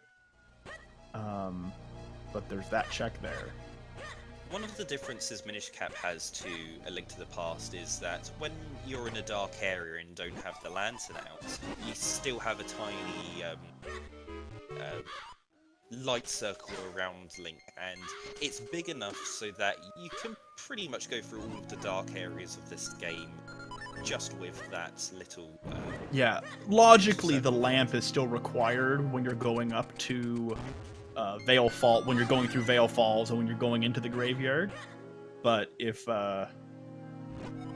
An Arrow picked up the Castor Wilds kinstones, so we know where all the Castor Wilds kinstones are now. And that is a good find as well. It will give if they end up having to go into, what is Arrow checking now? Arrow's getting confused about the graveyard key. Where did they picked it up again? It must still be on the crow. I didn't quite see what happened. They picked it up again. Oh, hopefully there was no glitch or anything. Oh no.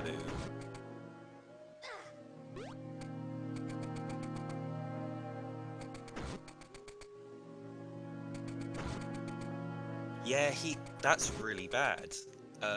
He's talked to Dampé and he should be handing the key over, but yeah, he rolled into the graveyard key after it dropped down, but it didn't have a pickup box.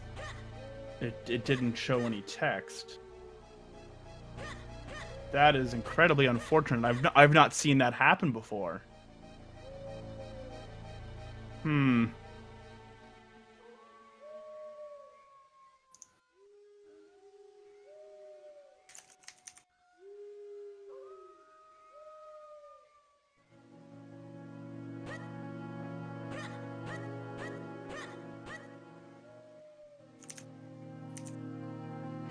Hopefully he can apply himself to going into the Palace of Winds. I wonder if you bump into the tree again, if one of them will show up. He seems to be trying that now.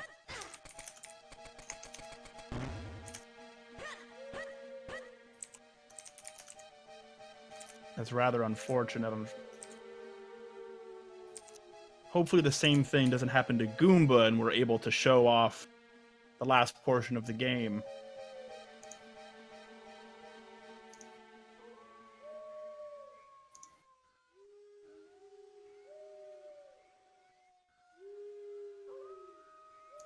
I think a few people are having a word with Arrow at the moment just to see about what he'd like to do about this.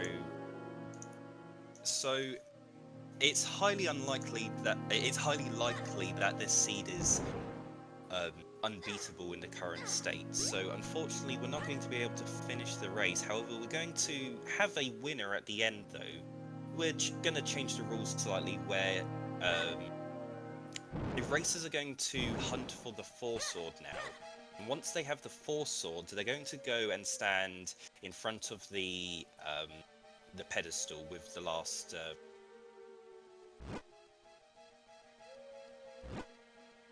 Yeah, that's hopefully a good remedy. Arrow can take a run to Palace of Winds. So one of the minor things in this update that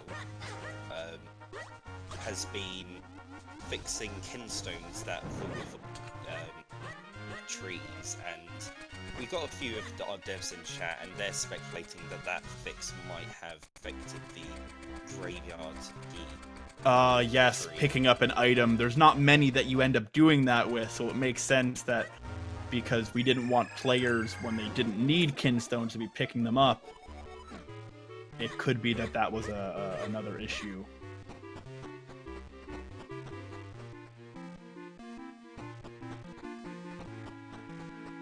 So on Goomba's screen, we can see that there was. Who has rolled this seed, and I can confirm that the 4-sword is obtainable. I've just told everyone to go and collect the 4-sword. We're doing it on the fly, but that's okay. The race is for fun. It's not. We're not here to be super competitive or anything. So, though it's unfortunate, they do understand that it's not. There's nothing huge is on the line with this unfortunate error.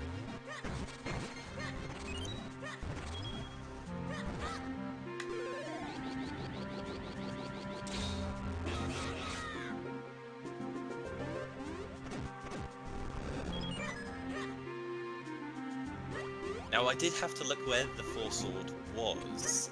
Don't tell us. Don't tell us. I'm not gonna say anything. You've got privy information. One reaction. Wow. Oh my.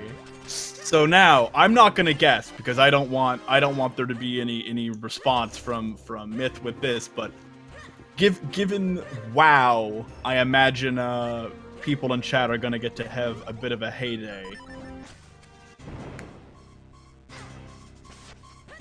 Yep, so the conditions for this race are 3 elements and the 4-sword, and then standing in front of the pedestal. I forgot that you could set Wizrobes on fire. Yes, you can. You can also set. Um, so one thing we haven't talked about at all is figurines. Oh, I love figurines. On the Wizrobe figurine, there's a little text box which tells you that you can burn them with a fire rod. And if someone who's paying attention may realize that, well, maybe they just mean the lantern. Well, there actually is a fire rod that was coded into the game that's unused. Arrow just showing us our the cane skip in Palace of Winds, getting it first try. I learned how to do that skip the last time I played Minish Cap, which was like nearly a week ago, and it was so satisfying to get. It only took a few tries, but it's a good skip. The Minish Cap has quite a lot of these like little quick Small tricks, optimizations, yeah. and they just look really cool. And they're not too difficult to learn either.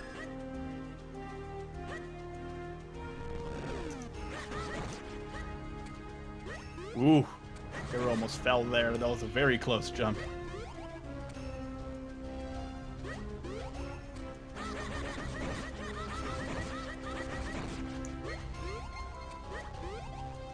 Yeah, those crows have been known to cause issues for people jumping over that area.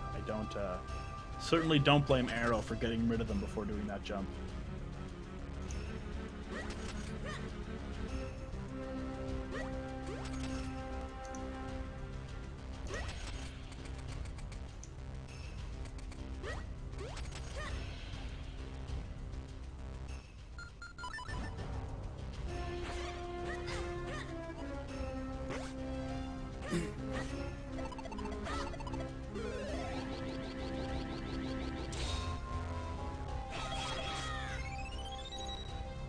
Oh, Goomba's doing a bit of a trick there, where you can place a bomb and then slash your sword at the other two, and you don't have to walk through a room full of falling floors when there's three of you.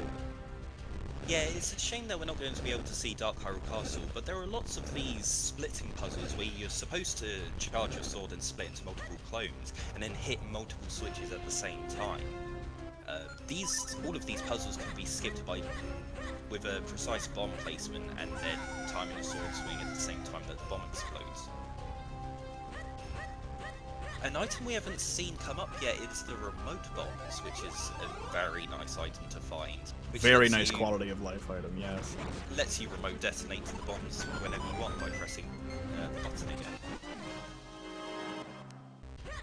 Oh no, the big key for Palace of Winds was on the pop puzzle. It's probably the worst spot to have the big key. Which puzzle, sorry? The pop push puzzle. The one where you have to use the cane. Yeah. Oh, yes, of course. Yeah, it's not a very kind place to end up with that key.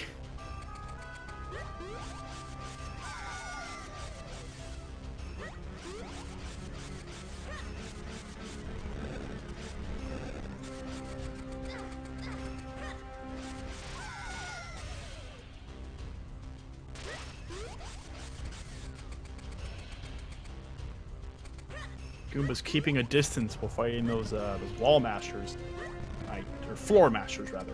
I don't blame them for taking that method as well. If you get grabbed by a floor master and when you're in Palace of Winds, it feels pretty bad. You can lose a pretty chunky amount of time.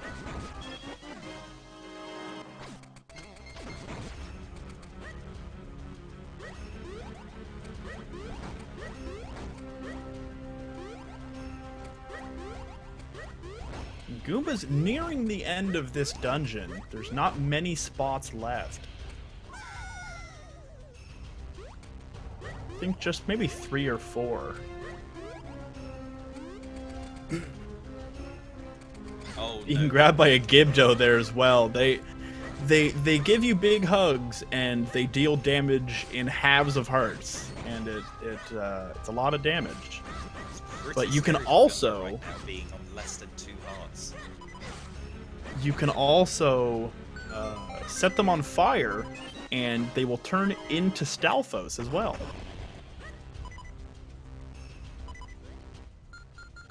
Oh. Oh, he makes it. I was worried that he cut that a little short. Just 5 arrows from that.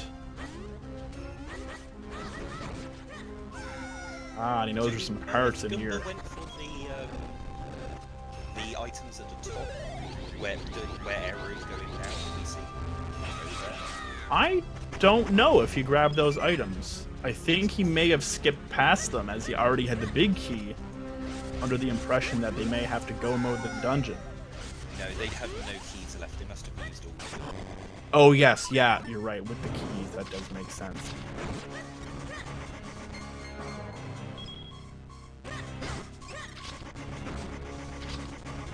Oh, they must.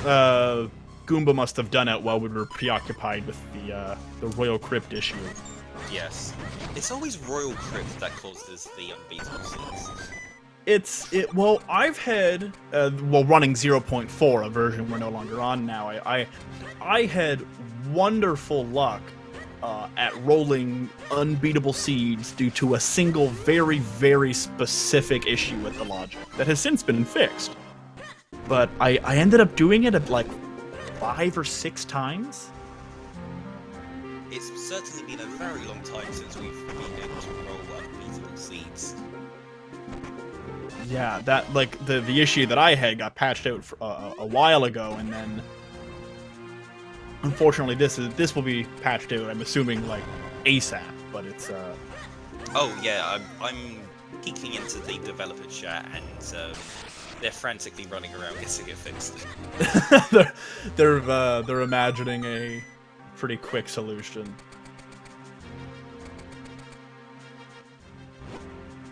Though it's an unfortunate outcome for our first showcase. I do imagine we'll have grander and greater modes to be done at a further date as well.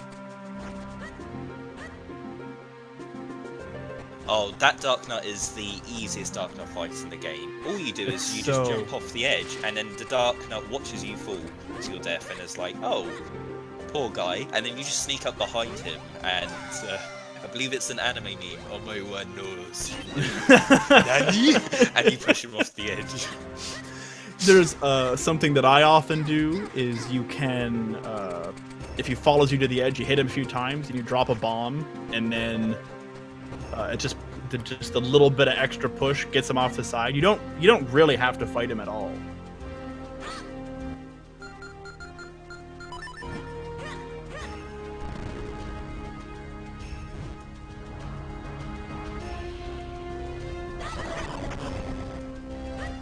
Arrows opted to do a little skip there as well. So if you end up, something we've not seen in this seed, but that can happen, is that if you end up having more swords than needed and spin attack while you're going through a dungeon, the developers have made it that so you can't, you're not required to split into a higher number, because it can actually make some rooms or dungeons unbeatable. It's certainly in Fortress of Winds. You're expected to do that dungeon with only 2 clones. And if you go to the game, go to the dungeon later on in the game when you have the Force Sword, in the randomizer, the developers have adjusted the number of clones you can create so that you don't get locked out of puzzles. Exactly, and that holds true for all of the dungeons that have splits, except for Palace of Winds. Palace of Winds, you're actually able to completely beat while doing 4 splits. And it can make the final boss fight faster if you position yourself well enough. It's almost like getting double hits on some of the eyes, and you can clear through the phases pretty quickly. So Goomba's just gotten the 3rd element, so he's just looking for the 4 sword now.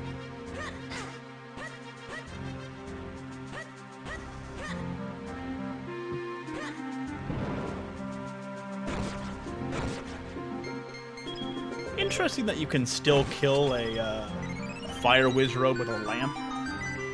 I figured they would be immune to it, but you know, whatever works. I didn't realize until one day I was like, I'm killing these fire wizrobes with the lamp. I just did it once and I was like, oh yeah, wizrobes can just die to the lamp, so I just did it on them and didn't think about it. it's an interesting thing to note. So Goomba's now, he's got some more overworld checks. I wonder how quick it's going to be until Goomba goes up to Royal Crypt to get that last Kinstone for Castor Wilds. Given that Goomba has a little bit of information that they don't have to go into Royal Crypt, they may opt not to for a little while. So we'll see how that does. Maybe they're on the way there right now. No, not yet. Okay. We'll see.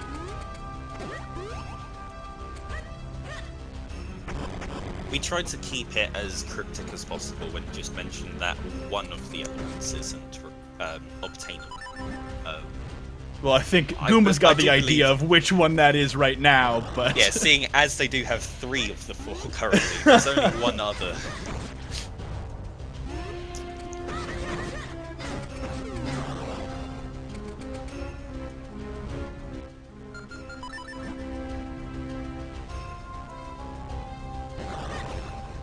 There's a few cloning puzzles in the overworld as well, which have been adjusted to make sure that...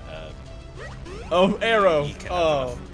Oh, Arrow. Arrow, they did the puzzle correctly, and then... One time I got so frustrated with failing this room over and over again that I spent like 10 minutes just save stating this game and doing it over and over again until I could do it every time. It definitely is what's the word I'm looking for? A frustrating room if you fail it more than once or twice. I remember not thinking that you could jump over them as a child and just you're super careful treading around the room and you bump into them. It's just yeah, it's very fiddly. I know some of the speedrunners don't even try doing the cape and they just walk around the edge. Yeah, I imagine if around the you edge, have it is faster than failing it once and having to retry. Exactly. It's kind of just, you know, like if you're going for a world record, you know, you have to go for all the craziest strats, but it's if you're just doing something for your own amusement, you don't really need to go as fast as possible.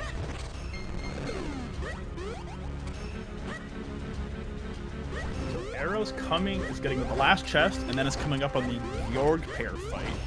Goomba's in the Royal Crypt area, is gonna run around there and then run into the key issue. So, really is quite close once again. I want to have a closer look at this issue when it happens to Goomba. Yeah, now that we know that's gonna happen, we can analyze it a little bit more. I imagine it's a similar issue that whenever, in the vanilla game, if you ever pick up a kinstone that falls on the ground, Link holds it over his head. You've got a kinstone. And then the key has what I assume is a similar property, and it's sitting on the floor. And so he went to go pick it up, and because the developers took out the kinstone pickup, it ended up doing the same thing with the, Yes, I have access to the spoiler log, and I have checked it. The Force Sword is obtainable. It is not in the world. Arrow's very clean first phase.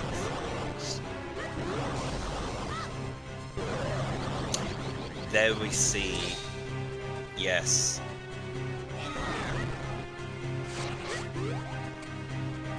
So we do have a thing in place where if you're picking up junk Kenstones from that drop off of trees, let's see how long it takes for Goomba to clue in that the seed's not completable and that this is why it's an unobtainable element. Yes.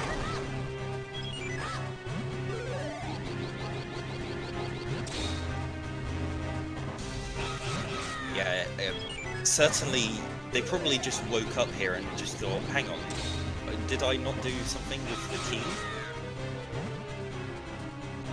Yes, Goomba is aware.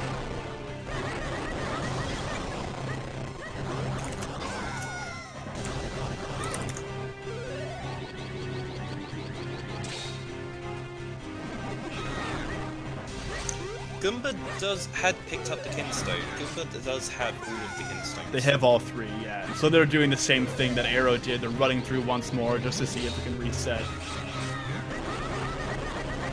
And our third race, Nesman, has also encountered this issue.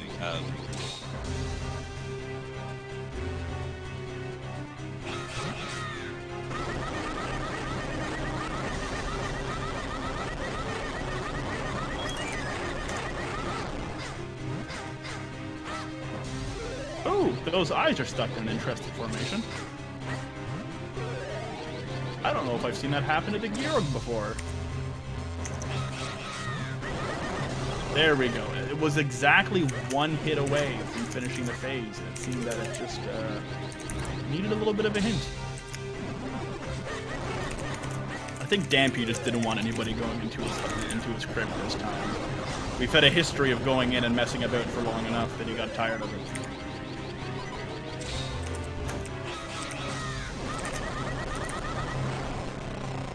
And there is Arrow done with the Georg pair, and so I assume they're going to run over to Castor Wilds, and then it's really up to... Well, now that Goomba has all 3 Kinstones, they're going to be able to beeline for the back part of it, so it really is... I think Goomba does have a slight lead again here now.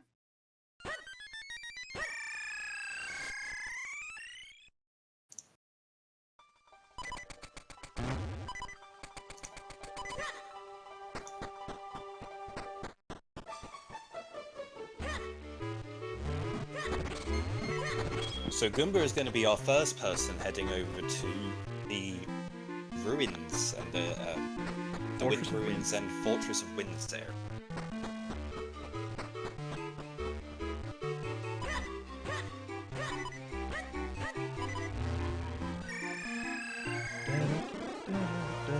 I love the music in this game. I can't help but hum the music almost every time I'm playing. Oh, I end up doing that as well. And timing your sword swings when you're waiting. Oh, absolutely. It's a very important part of playing randomizers, is swinging along with music.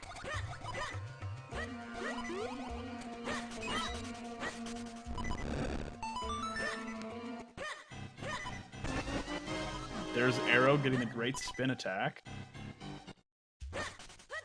Arrow hasn't come over to Castor Wilds yet, so... There's a lot of checks.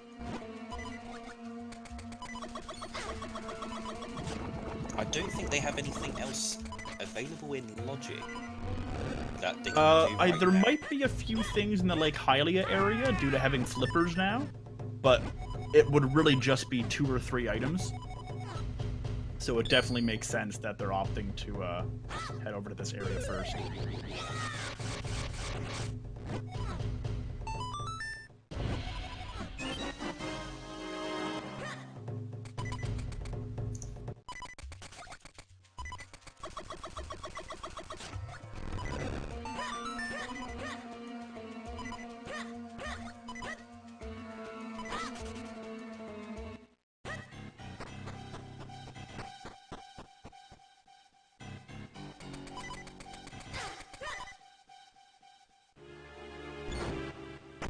Yeah, Goomba decided to head directly for Fortress of Winds instead of going for any other checks.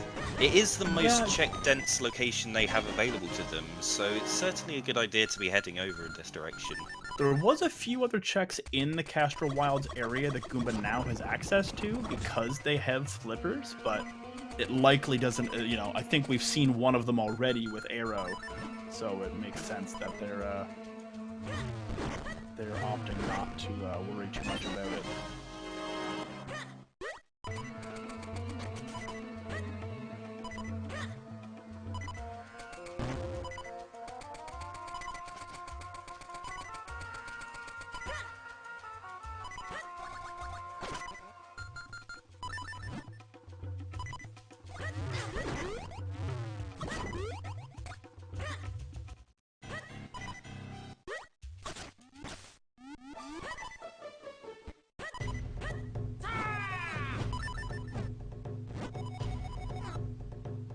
So I don't think Goomba was able to check this location. Oh, well, it was a skull trap anyway. Can you Oh, spin yes, when you the have a skull wisps. trap? Apparently you can. I've learned something new today. Oh, But that you is can't certainly use something boots. I didn't know. Oh, yes. Interesting. That is peculiar. Very I know that interesting. the traps are delayed ever so slightly when you get them from the dojo. Or should I say, not the traps are delayed, the traps activate too early and Link doesn't get hit by them immediately. So sometimes if it's a wisp, it will just fly away and then you can avoid it as you leave the dojo. Or pause a little bit, you may be able to get away unscathed. Goomba picking up the Rock Breaker. It's a very satisfying ability. Another one that's not required, but is very, very useful.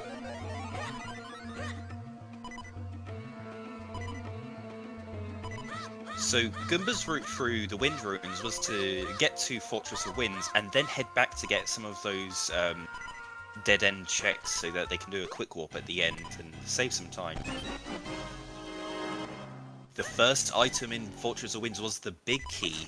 So this dungeon is quite similar to the Fire Temple in Ocarina of Time, where the boss can be fought right at the beginning of the dungeon, kind of similar to how Deepwood Shrine is as well. If you get access to the boss key very early, it lets you build up some extra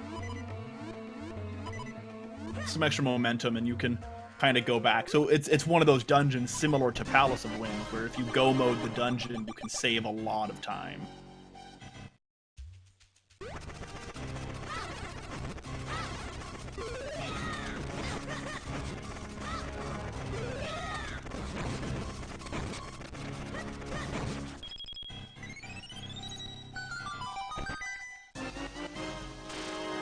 Another trap. I've forgotten what a few of these items are in the location that Arrow's in at the moment, because Goomba had done them before we dealt with the Royal Crypt and Palace of Winds areas.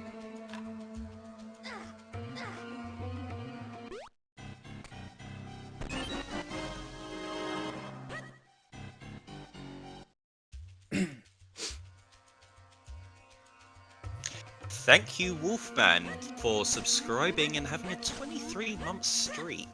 Wow, that's a big streak.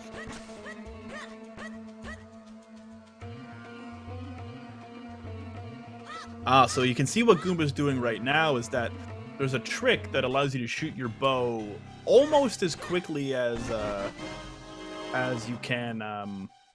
You shoot it whenever you've got the actual bow butterfly. Is that you can cancel the animation after your bow's been fired by using your boots. So you kick up some dust, then you can shoot your arrow again, then saving some extra time. Yes, the pot puzzle was required. It had the big key for Palace of Winds, so they have full cleared Palace of Winds at this point. Yeah, they've each full cleared that dungeon.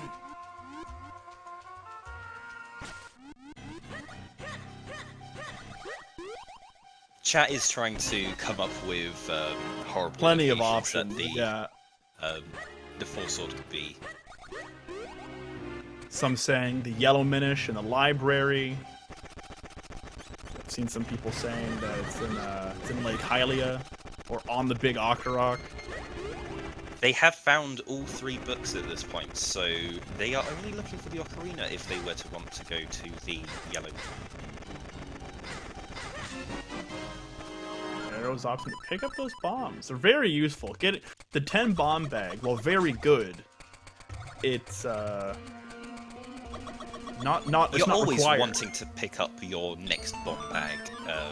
You It want also at least refills your 30. bombs as well. Yeah, the Yes. 30, it comes in so much in handy.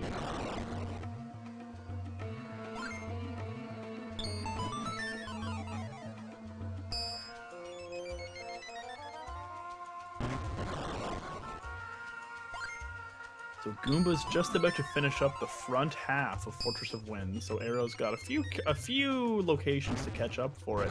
If we hadn't run into that Royal Crypt issue, Arrow really wouldn't be that far behind this spot as well. Like, we'd be probably in the same location, looking for the Four Swords, so it's pretty close.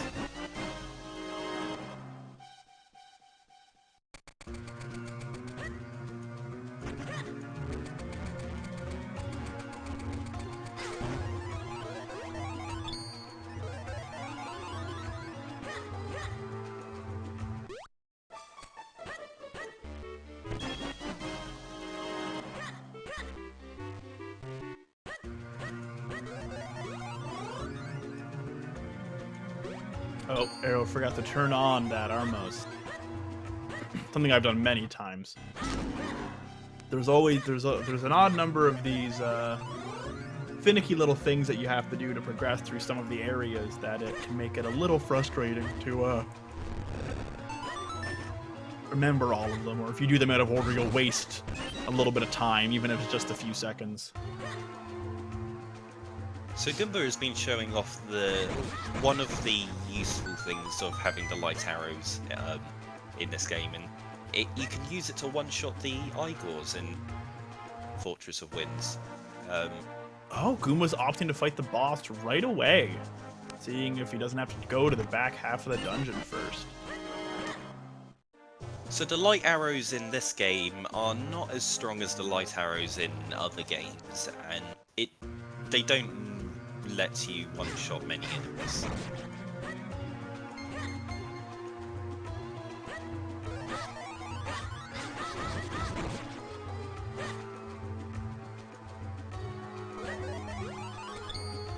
I always found that I can never remember the name of the boss that Goomba's fighting at the moment, but I always found it was a very inventive way to kind of redo that shooting the hands with two big eyes, is that you get to use another feature of the game that's very specific to the game to finish it off. Mazal, yes, thank you. Yeah, Mazal is a really unique boss. It's quite memorable. I certainly remember playing this as a kid, and it is quite fiddly. It's like there's lots of different mechanics that you need to be combining together to fight him.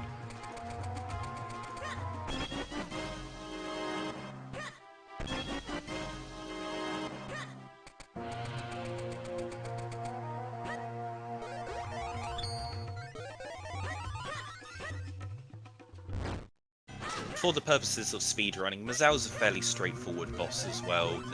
You just shoot the eyes. There's no particular tricks to it. An interesting, I guess you could also call it a trick, is that if you're swinging your sword and you're making contact with something, you actually can't be damaged. So you probably, if you noticed that whenever either of our players were fighting the Green Choo-Choo in Deepwood Shrine, they'd be slashing their swords before it falls, and it would fall onto you and push you back, so you'd be hitting it, but you wouldn't take any damage in the process. Now is Arrow opting to check a few other places? Goomba finishing off the boss and picking up a small key on the boss. So the boss was required to be able to full clear the dungeon. That's a good check to do early to see that's required for the rest of the dungeon. Oh, so Arrow's gotten the Rock Breaker.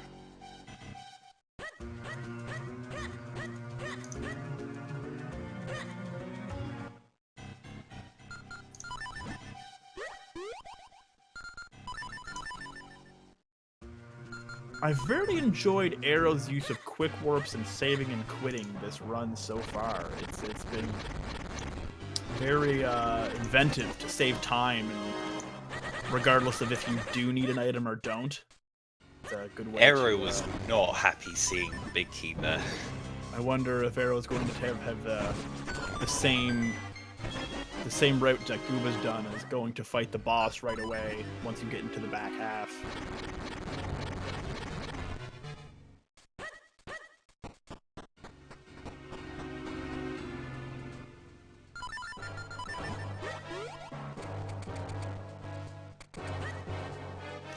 The Tingle Trophy. Very, very interesting item. It's another fetch quest.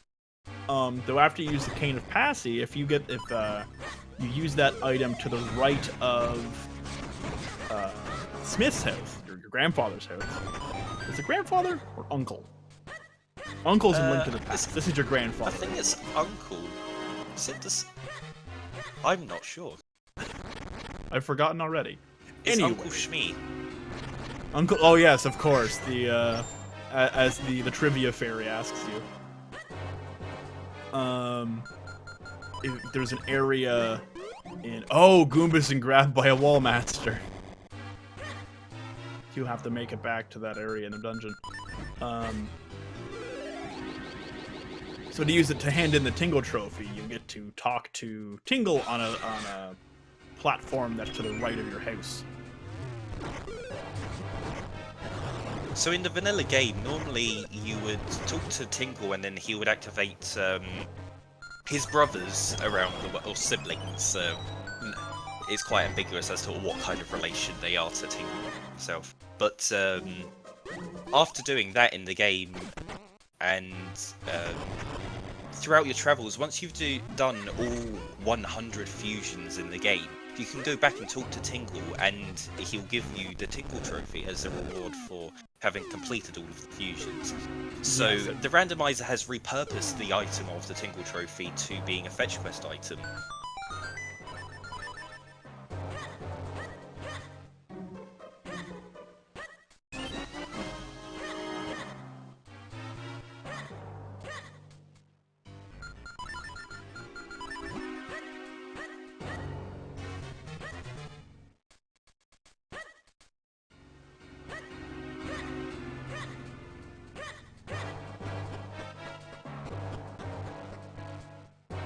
So with Arrow in the front area of Fortress of Winds, there's a few different things that can happen that'll kind of help determine where things go. Hopefully it doesn't take too long to get to the back half, because Goomba's going to end up with a little bit of a lead and starting to check some of these other overworld areas. There's not a ton of them left for places that the Goomba doesn't want to get that could be. butterfly. I think that was the arrow butterfly. I think it is the bow butterfly, yeah. Well, given that our finishing criteria don't involve Vadi anymore, it does. I do understand why you might skip it, though. I'm fond of picking up any of the butterflies. They're very, very helpful.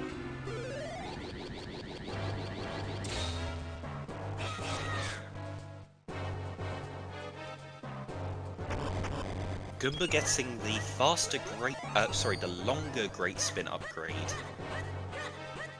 Another very useful item, especially when you're in the last little stretches of the game and you're fighting a lot of Dark Nuts. If you're not doing like optimal strats, a pretty good way to fight some Dark Nuts, and you can stun them with a Great Spin attack and then slide around the side of them. And then hit them. So Goomba's full cleared Fortress of Winds, and it didn't have any. This is definitely a broken seed. Go mode should have been in Fortress of Winds. We need to check clearly. It's definitely not broken because of an accidental bug that made the seed incompletable compared to a meme, you know. So now we get to see Goomba checking a few extra spots, and we're gonna wonder where these other checks are.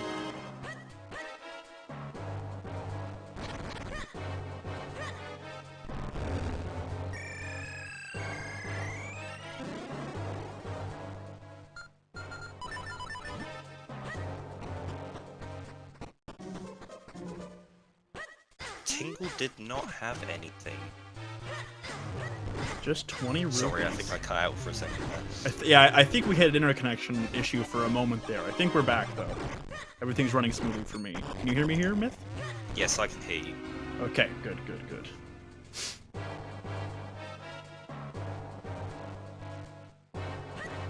So Goomba's checking the back area in Minish Woods.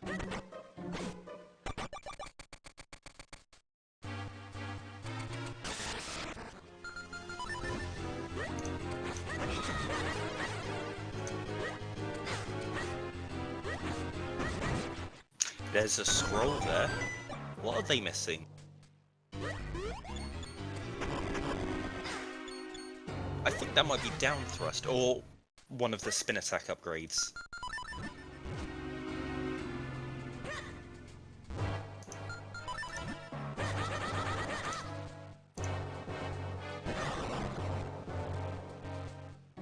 Yes, it was the faster split gauge upgrade, which lets them charge up their clones faster.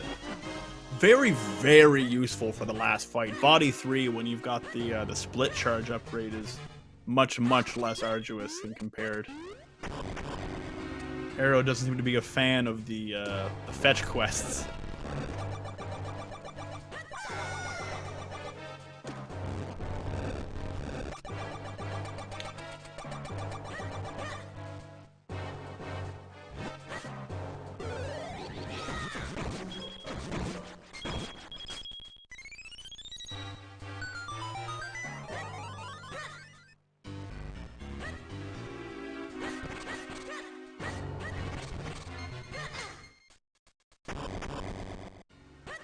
And is Goomba taking that extra trip in the Temple of Droplets? Oh no, wait, there's a few checks that they can do with, as a Minish now that they have flippers in the Lake Hylia Have we seen anyone pick up the Karlof medal yet? No, nobody has gotten a face.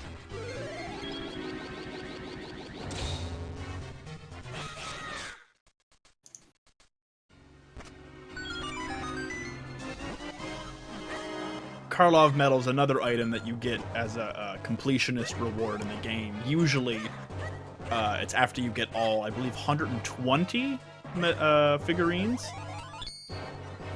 It actually depends. It's either 132 or 136, depending on if you've beaten Vati or not. Oh, interesting. Okay. Well, after you get all of the medals, all the figurines, you are given a Karlof medal, which allows you to gain access to a last heart piece. So, I believe in the 100% run, for those that are interested in something like that, I believe they do RNG manipulation to ensure that they get a new one every time. Yeah, with the randomizer, because just going up to Karlof and talking to him gives you an item, when you go over and try and pull on the lever, he shouts at you, RNG manipulation is illegal. Yes, I believe he says that if you talk to him as well.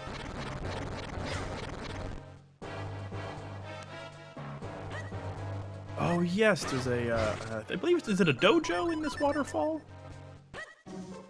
Yes, it is.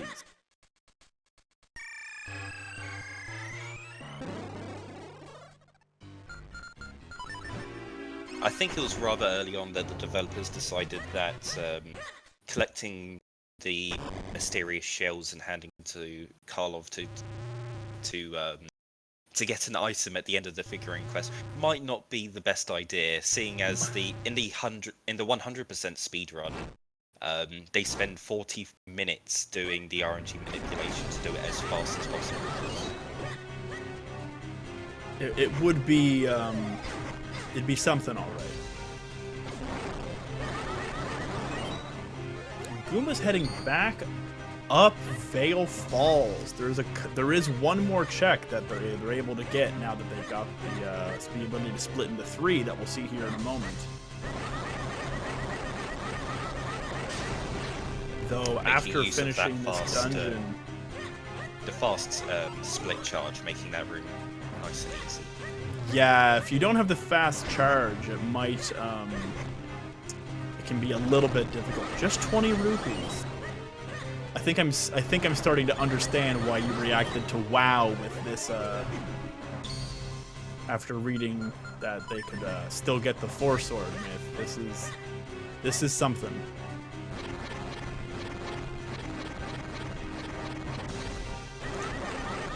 Yes, the devs have quite a few ideas for new games. And I think one on their mind is using the figurines in some way, probably similar to how Triforce Hunt works in the other randomizers.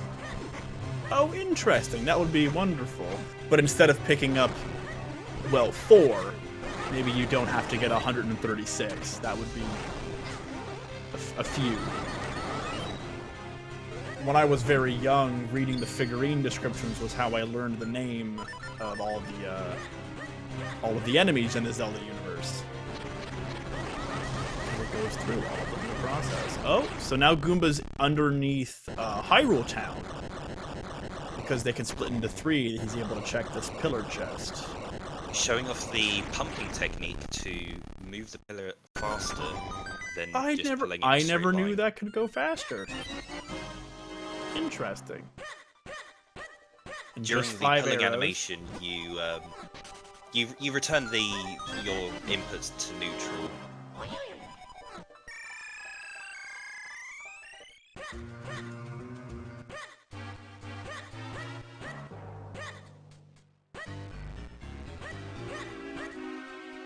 Yeah, we're definitely going to have to ask Era about what was he thinking there, equipping the boots.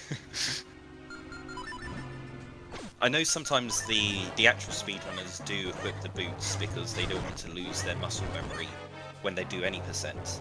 I can imagine that would be an incentive just to keep yourself running at under the conditions that you're used to.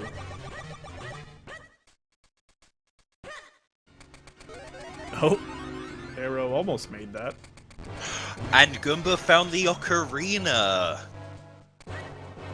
Interesting location for that.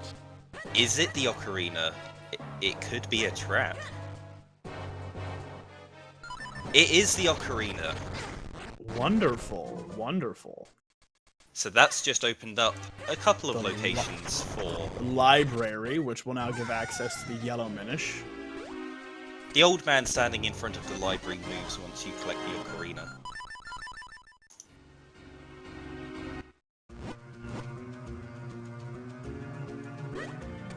Now Arrow has finished with Fortress of Winds.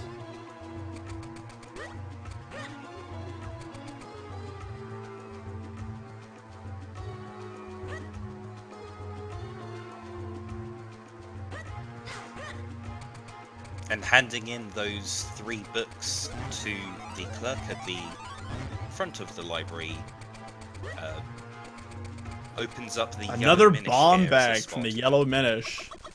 So I'm sorry to whoever guessed the Yellow Minish in chat, but what wasn't where the last sword was. So Goomba has 2 more checks down here. It's not on the ice block there. And So now we it's now just have- the Flipper's chest. Exactly.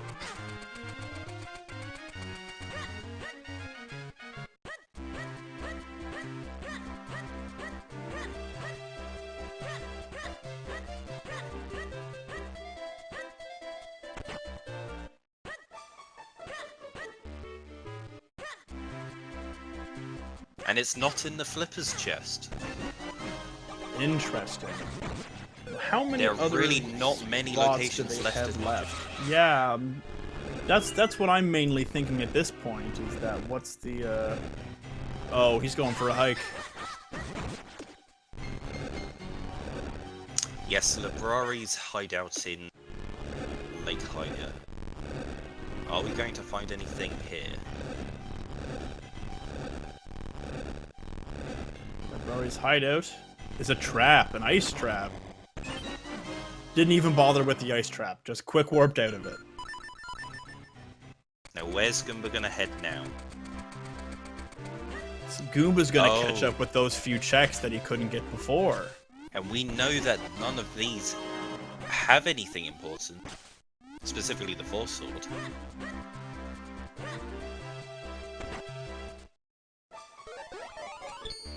I do believe that there is only one logical location left that we haven't seen. I can't even. Well, there's the big Octorok, and there's on the bottom of the pot in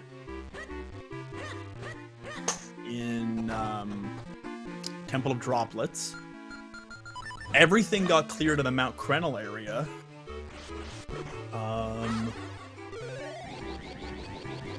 We've seen everything in the long hike area in Castle Wilds. Aero did that earlier and full cleared it.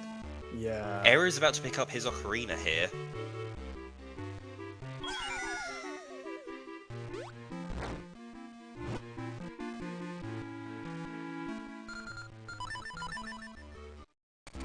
Oh, I believe our third runner has potentially found the item somewhere. I'm not sure where it is. We're not looking for spoilers on where it is or anything, but...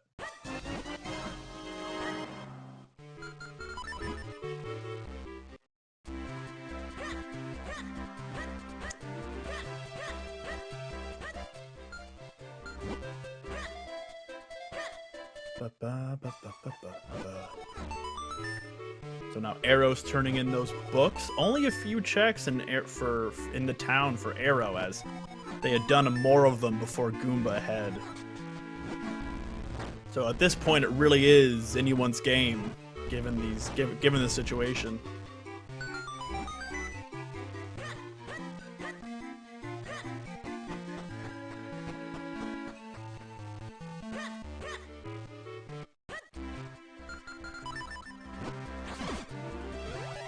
And we say congratulations to Nesman for finishing in first place with a time of 2 hours, 29 minutes and 35 seconds. Where did they find the Force Sword?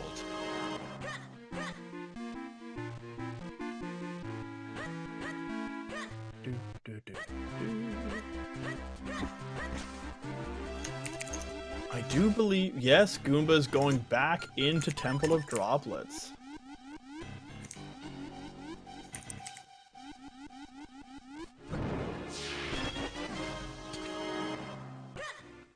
Is Goomba going to set up... Oh, I think Goomba's just checking in the bottom of the pot in the water.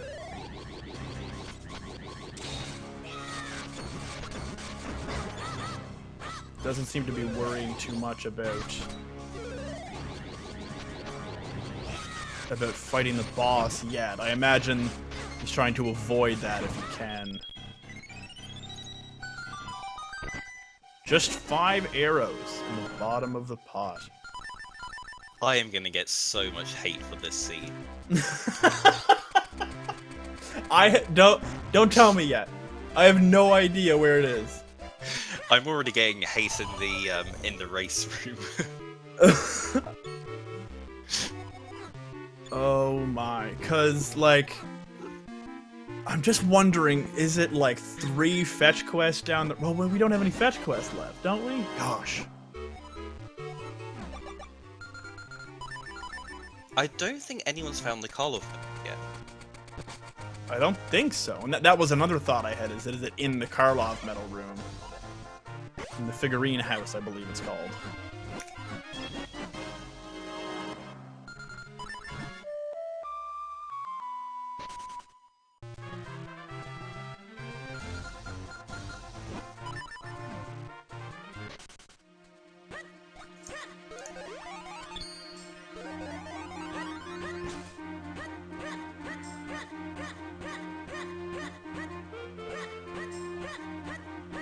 Goomba's checking the back half.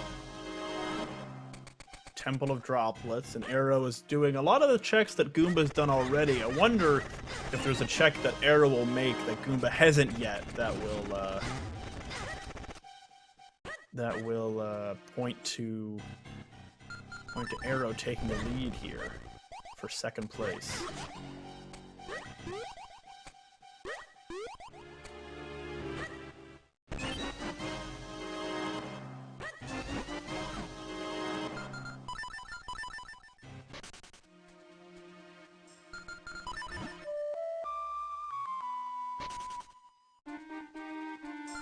Goombas making their way through the back end of Temple of Droplets.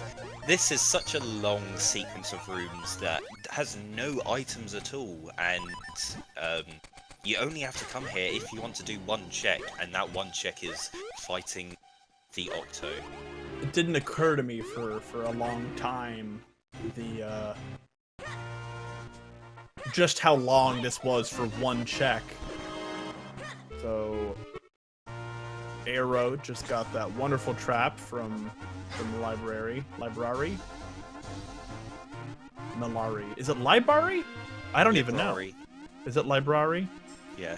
Because it's Malari and Festari and Balari. And Jestari. Jestari, yeah. They are the elder in the... In the Minish village in the woods, yeah. Right, Goomba, please save it. He is saving. Good. We've been having a few issues with this caterpillar fight causing the game to crash. I've not what's the word I'm looking for? It's not happened to me yet, but I've heard that it's a particularly nasty crash. It happens to do with rolling and having fire on the screen and a bunch of different things all happening at the same time, and it seems to just kind of overload the game a little bit, and it doesn't know how to handle all of it at once. There's also been a few crashes on Octo themselves. It's just something with Temple of Droplets that is causing issues. I assume it has a lot of rooms loaded in, and it causes a bit too much to be on the screen or in memory.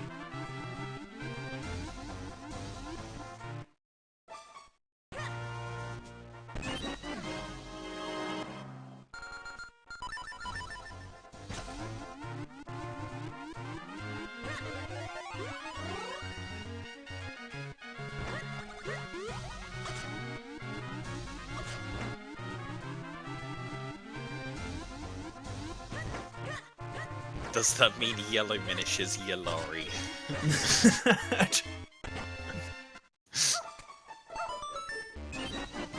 Just 5 arrows for Arrow Razor. Goomba with 1 heart.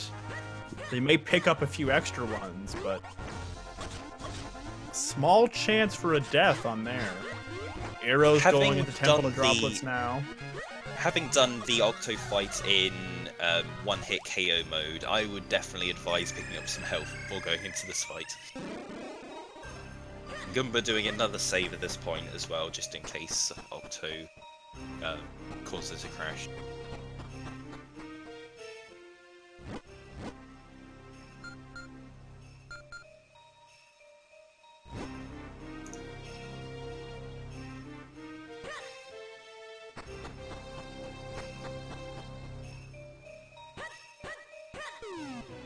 So the Octorok Boss fight at the end of Temple of Droplets is a peculiar one. The final stage of the fight is purely RNG, and you can lose a lot of time due to this RNG, depending on whether or not he wants to shoot rocks at you or if he wants to spray a smoke screen out.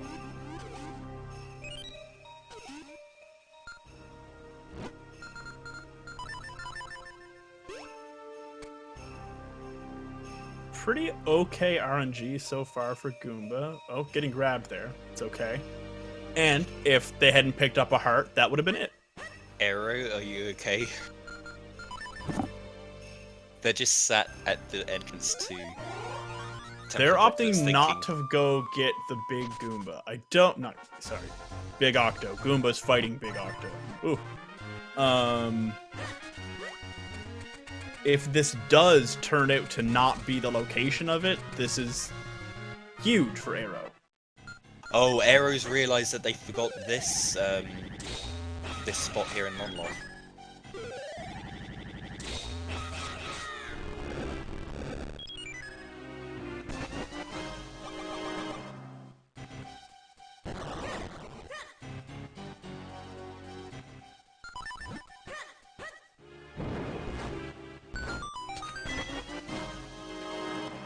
Just 100 rupees there. Goomba not getting favourable RNG and having to do a smoke screen cycle.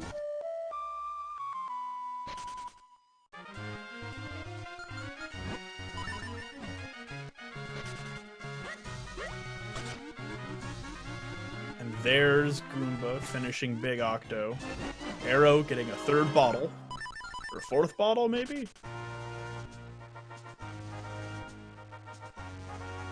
And there is the last sword. Myth, how could you do this to us? I'm sorry, everyone. Was there anything... there was 0 required items in Fortress of Winds.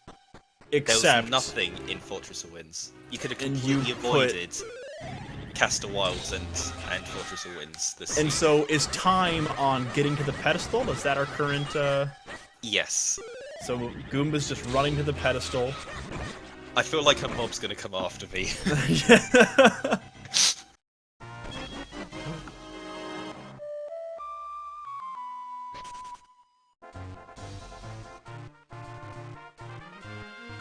I've gotten so used to running past these guards that I don't have much of an issue with it, but I've known a lot of people that are playing it for the first time, and they're like, their sight lines make no sense. And I'm like, just run, right?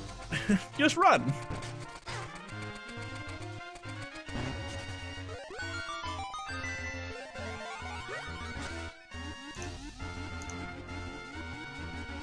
I can't believe that in the entire Fortress of Winds, and even in, like, Castor Wilds and outside that area, everything, there was not a single required item, but there was a sword on Big Octo.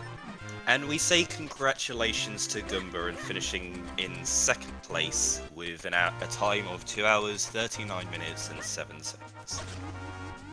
Interesting. We'll see if Arrow's gonna keep on going. They may opt to not finish the run, but are we going to be able to get Goomba in here for an interview or something? Are they available for such? I'm trying to find them quickly.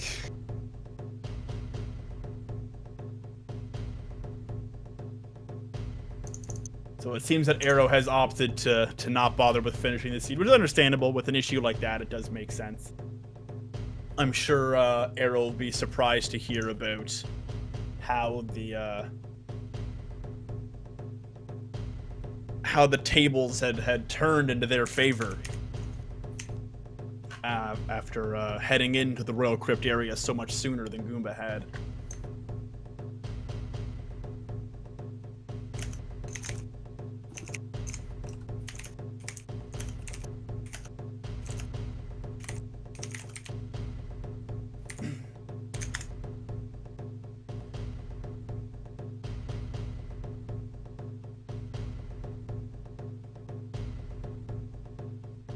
The seed, I think it would have finished. I feel like sooner. Well, no, they still would have had gotten the sword there, so it probably would have taken maybe another 15-20 minutes at the most, which would have put it at about 3 15 hours to 20 minutes for doing Dark Hyrule Castle from this point. So they would be finishing just under the 3-hour mark. I've sent invitations to both of our runners to join in for an interview. Goomba's going to take a quick break to join. No, right, turn my audio back on. And we've got Arrow in. Do we? About ready for... Hello, Arrow. Ah! I'm sorry. How are you? I was sitting here going through checks. I'm like, okay, if Goomba finishes before I do and I haven't found this, I'm going to quit and watch it be on Octo. So, yeah. The one check Octo. I purposely avoided. I'm like, I refuse to do Octo. No, it can't. It won't be that. Sure enough. We can blame Myth for this seed, for how kind that was. I can't say much. I rolled worse. I rolled worse yesterday. So, with you missing the cape early on, we could tell that you were worried that you had fallen behind through the course of most of the seed. Yeah, because you know, it's like when as soon as I got something and something popped in my head, I'm like, the perfect example was was first Strip the Mountain. It hit me. I'm like, wait a minute. Let me go check Fountain. Sure enough, there was a sword. When you went to Royal Crypt, Goomba was in the middle of going through Castor Wilds. He hadn't gone up to that area yet, and if we hadn't run into this bug where the game wasn't able to be completed, that would have put you in a pretty commanding lead over Goomba. Yeah. Of the issue, it kind of reset it a little bit. Goomba hadn't gone in that direction. Like, I finished Cloud Tops, I'm like, okay, I could either full clear Palace of Winds, or take the warp, go to Crypt first. If my 4 swords there, I can go mode Palace of Winds. And that's exactly what we were talking about. It's this. Yeah, that's exactly mine. That was my. I did not want a full clear Palace of Winds. I ended up doing so anyway, but yeah, I did not want to. I was back in Droplets. I got the underwater pot chest on the check, and I'm like, okay, I can either bank on this Octo or do everything but Octo. Let's do everything but Octo. Definitely a respectable choice at that. Octo is a pretty torturous check to go through. This is after I'd already full cleared Fortress of Winds, so it's like, Fortress just had nothing. The horrible thing is Octo was in Logic ages ago. Oh, it was in Logic a long time ago. I just never went back because I kept finding stuff, and then after Palace, I'm like, what do I do? It was a very, very interesting race to see. Genuinely, like seeing. Yeah, this was yeah. Plus, as usual, my routing's all kinds of erratic, all over the place. There was a few points we were going, Arrow, where are you going? Arrow, where are you going? But then we were able to keep up with you and catch out what you were doing. And we do have Goomba in here now as well. If they're Yeah, he's in here. GG's Goomba. Yo, GG. So what, I just gotta tell you what happened. I went back into Droplets, got the basement hot water chest. I'm gonna check. And I decided, okay, do I full clear everything else and avoid Octo like the plague, or just give it and do Octo? Obviously, I did the former. My game plan in any seed is avoid Octo like the plague. So, exactly. So instead of that, I full cleared Fortress of Winds, all of that. Like, I usually skip Blue 2 as well. The only reason I didn't skip Blue 2 is because I had so many keys. I was like, there's no left. reason to skip it. Yeah. Like, I had nothing left on Droplets, so I figured I. And then all we get is the bottle. I mean, the bottle was pretty huge. That was honestly what I was hoping for in there. You both Also, made very similar choices through the whole seed. It was very, very interesting to watch. Very early on, Arrow had missed, basically at the very beginning, Arrow didn't go up the beanstalk and get the cape. Oh, I know. When I saw the cape, I was tilted when I saw that cape. I had that like literally at the 2-minute mark. Serious? I was right there at the beginning because I opened going to the right and getting the fusion chest. I didn't think to go down to the beanstalk. Yeah, I always do that if I get a sword in Link's house. Yeah, I didn't bother with the beanstalk and just went straight to town. I was like, And so we were worried that missing that check was going to put Arrow very far behind or skew your check. I still last locationed it, but no, when I saw the cape, at least it gave me a lot more stuff. I mean, you were only last a little bit location in behind. the early game isn't that bad in Minish Cap because like the early spheres are really small. It's the late game. Yeah. Like the Octo decision of this seed. Right. A very interesting thing that happened as well is that so Goomba, you went through and you did all of the Castral Wilds checks before you could finish the area. You found your second Castral Wilds kinstone in the area and had to go elsewhere. Oh wow, that was my third. Arrow opted to not check that area quite yet, and after finishing Cloud Tops and going up through the House of the Wind Tribe, Arrow went into Royal Crypt, and due to that shift, if we hadn't run into this issue where Royal Crypt was unable to be completed, it actually would have really skewed the seed into Arrow's favor, as they would have been able to they wouldn't have been able to go mode Palace of Winds, but it would have given them more information for I still would have ended up having to full clear, and then You're still gonna full clear Palace of Winds before you go for Octo, though. Oh yeah.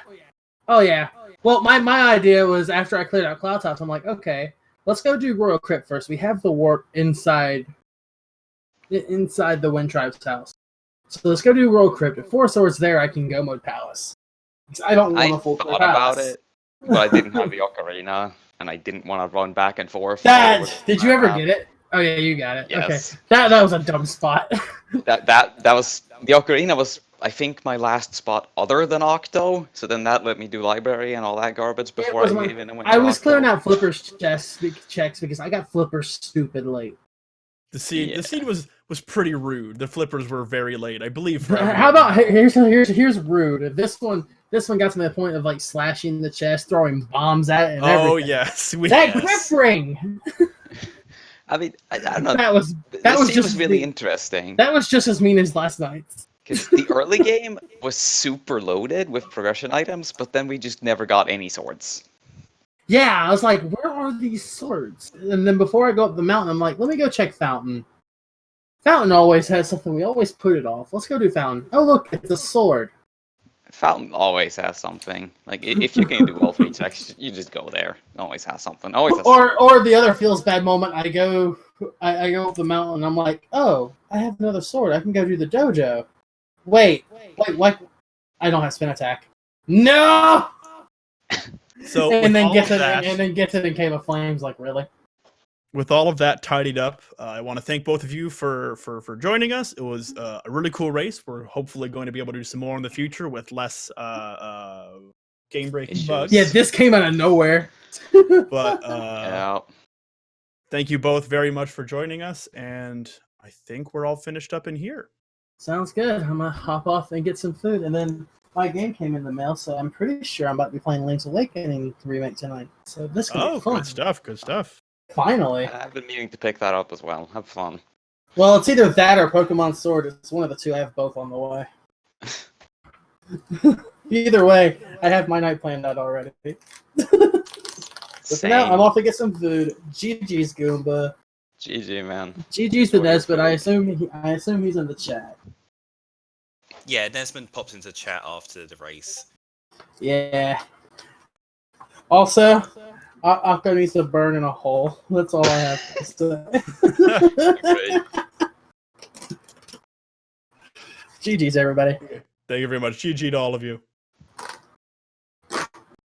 Right, now I think we've all wrapped up and finished up here. I want to give a final thank you to our racers for participating today. Also, for the trackers that have been working in the background, making sure that trackers are displayed on the stream correctly. To my co-commentator, Woki, thank you very much for joining me on such short notice. Thank you. And a final thank you to everyone, all the staff at Speed Gaming for having a restream up for our showcase race today. I think we're all good now. Thank you very much, Myth. Thank you to everyone who tuned in. We will see you all next time. See ya.